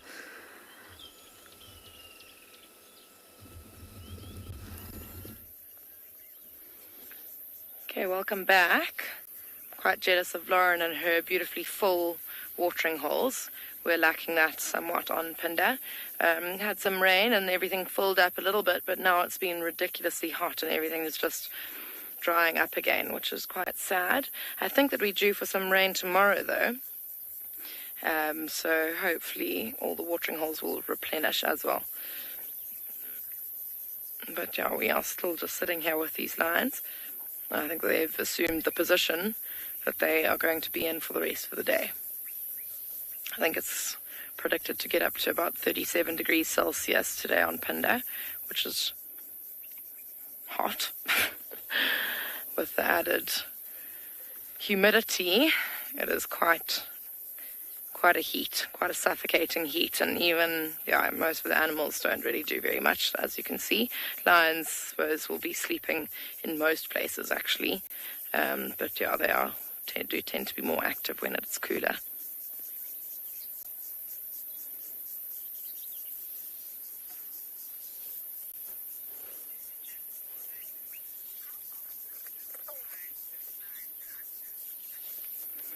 So Vince, this pride of lions, it's the 5 young cubs, about 9-10 months old now, and then the 2 lionesses, and they will probably hunt. It varies. They're very opportunistic, so they can hunt every single day if they need to, and they probably, I would say maybe every 2 to 3 days is probably enough for this pride. And also obviously depends on what they catch. If they catch a big zebra or a big wildebeest, then that'll keep them going for a couple of days. If they catch something small like a zebra foal, then that's a different story, and they'll probably have to hunt again quite soon. So it's quite a varied thing, that with how often they need to hunt. Obviously, the bigger the pride, the more often they have to hunt. And that's also what we're seeing here with this pride, is that they seem to have broken away from the rest of their pride. It could be 6 lioness, these 5 cubs, there's another 4 youngsters somewhere, plus the 2 males. So quite a big pride.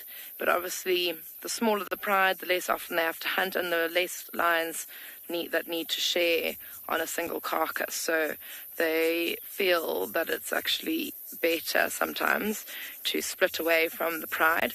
They do sometimes join up every now and again. They are still related and they still are part of the same pride, so they don't fight one another. There's no tension. Tension or splitting of a pride completely would happen if there was a shortage of food. And then there would be quite a lot of tension, because obviously they would be fighting over food and over territory, and they would have motivation to try and defend their territory from their ex-pride members. But that's not the case here in Phinda. We have got lots and lots of animals. They definitely don't go starving. There's a lot for them to choose from and hunt, so they are okay, and I don't think that would happen here.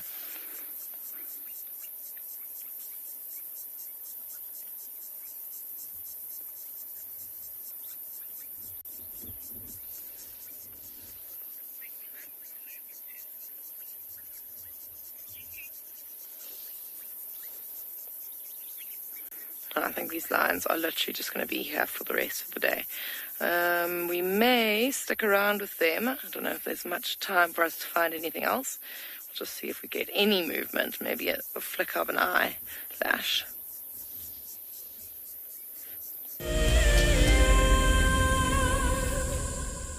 Have you been watching Wild Earth and dreamt of being right there on safari with one of the guides? Well, now you can. Wild Earth is offering you a chance to buy a ticket to dream. You or a friend can hop on board a live Wild Earth show and join our guide on safari. The ticket is redeemable at any of our locations, anytime in the future. Only a limited number of tickets are available, so don't wait. Get your ticket now and start dreaming. Terms and conditions apply. My name is Lauren, and I'm currently working in Djuma Private Game Reserve here in South Africa. I love answering your questions during the live safaris. It's my favorite part. It feels like you're on the vehicle with me, and I'm able to teach you exactly what you want to know. If you want to ask a question on Wild Earth, then you need to register on our website. Once registered, you must go to the live safari page and ask your question below the live feed.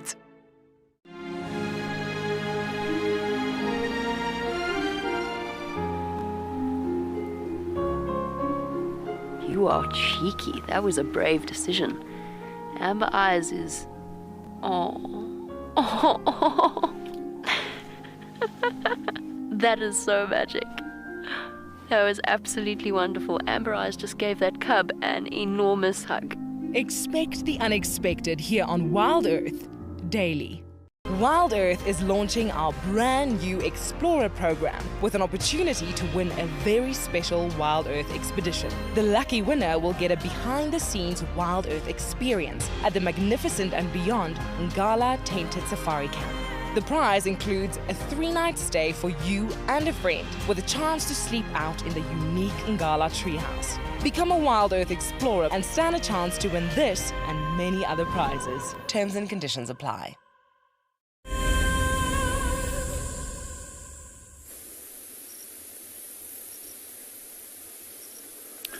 Caught up again with the grumpy Rosmel that we had earlier this morning.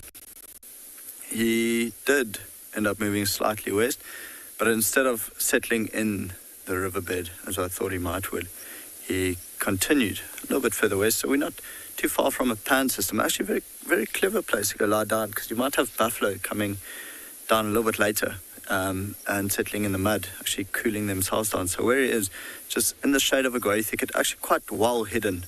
I think if you had to walk maybe about 20 meters, 30 meters away from this guava thicket, you won't really see him, because there's a lot of vegetation surrounding the guava thicket where he's in. But fast asleep and quite a nice shady spot, so I think that's him for the day, which is good for us, so we know exactly where to find him in the afternoon. Sadly, he did walk in with the rest of the pride, and then the pride turned around and they walked back to Orpin, to exactly where they were yesterday. So Beacon and I had quite an interesting morning. We followed the tracks of the pride, they crossed out, then we went to the direction where we had the female and the youngsters yesterday, and didn't track too long, couldn't find them, and then we just came back to this male. Must say, as we approached, he gave us a very grumpy glare. He's really got one crazy eye.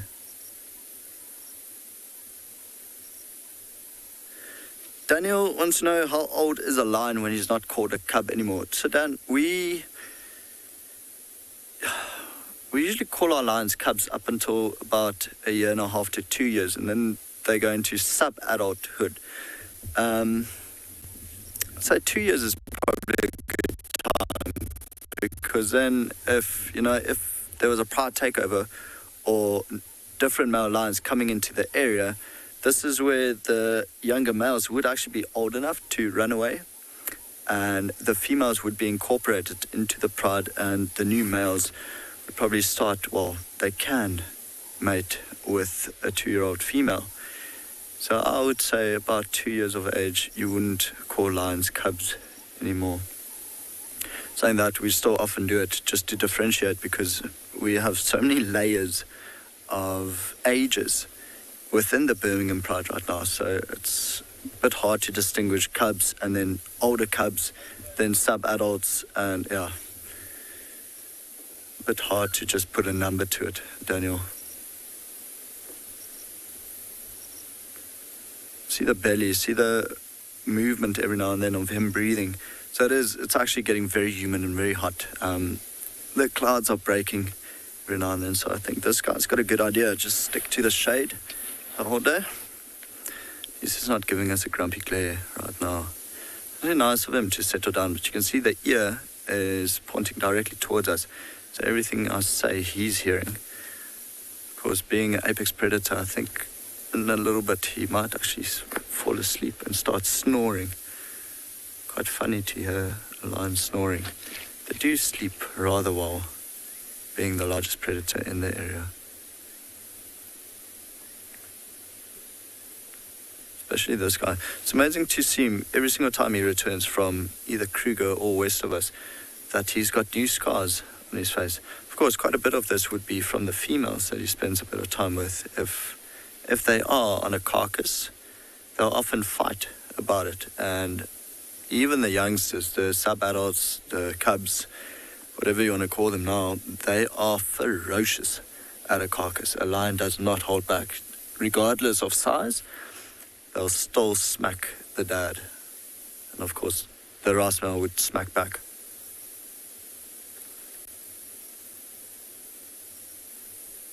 Lindy, asking if lions have dreams.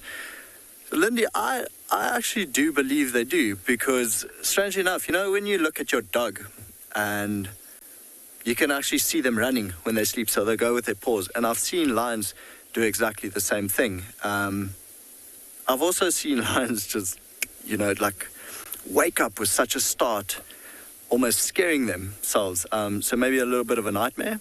I don't know what they dream about. I can imagine they dream about chasing buffalo or giraffe or things like that.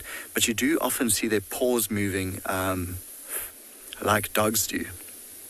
So I do believe they have dreams. I don't know if there's a way to test it, but yeah, I think if you had to compare it to a pet, most probably they do dream.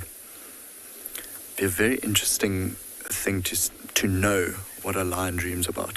Can you imagine it's just food or a larger territory, or more babies for males, I guess. Lindy, very good question. I like that.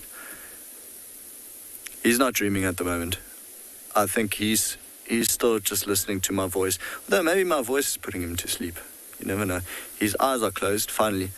I was saying earlier that this guy definitely has one crazy eye. It's his right eye.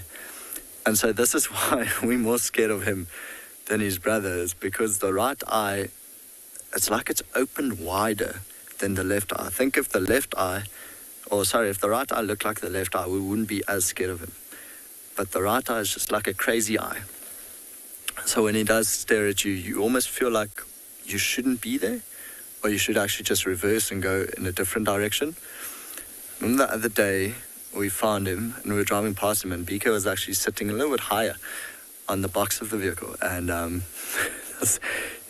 he crouched down and he was just staring up at BK, and it actually made BK sit down. So yeah, I feel exactly the same way. I don't really trust him too much. But then again, I mean, being here, I've seen him charge a number of vehicles before, a number of rangers. Of course, it makes you laugh. He's never followed through with the charge. He just runs at them, gives a growl, and it's enough to make any ranger feel a little bit uncomfortable. And the guests, they stop breathing. So yeah, very funny. But yeah, lovely having you guys this morning. I think this afternoon Nikki will be joining you from Anbianagala. So this is the end of my stint. Have a very nice day.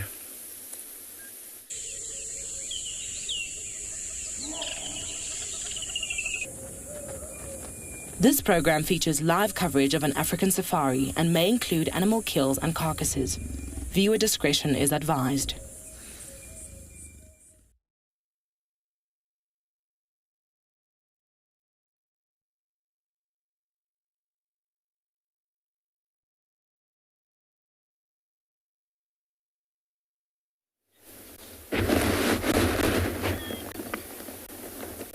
Good afternoon, everybody. Good afternoon.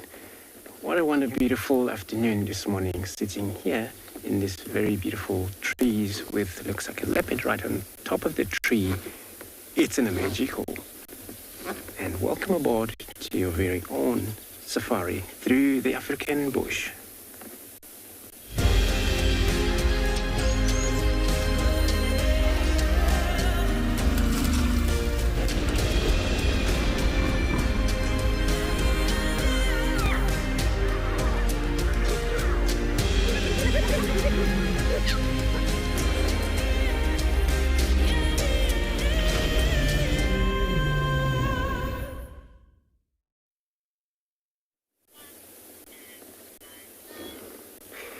Good day, good afternoon, everybody again.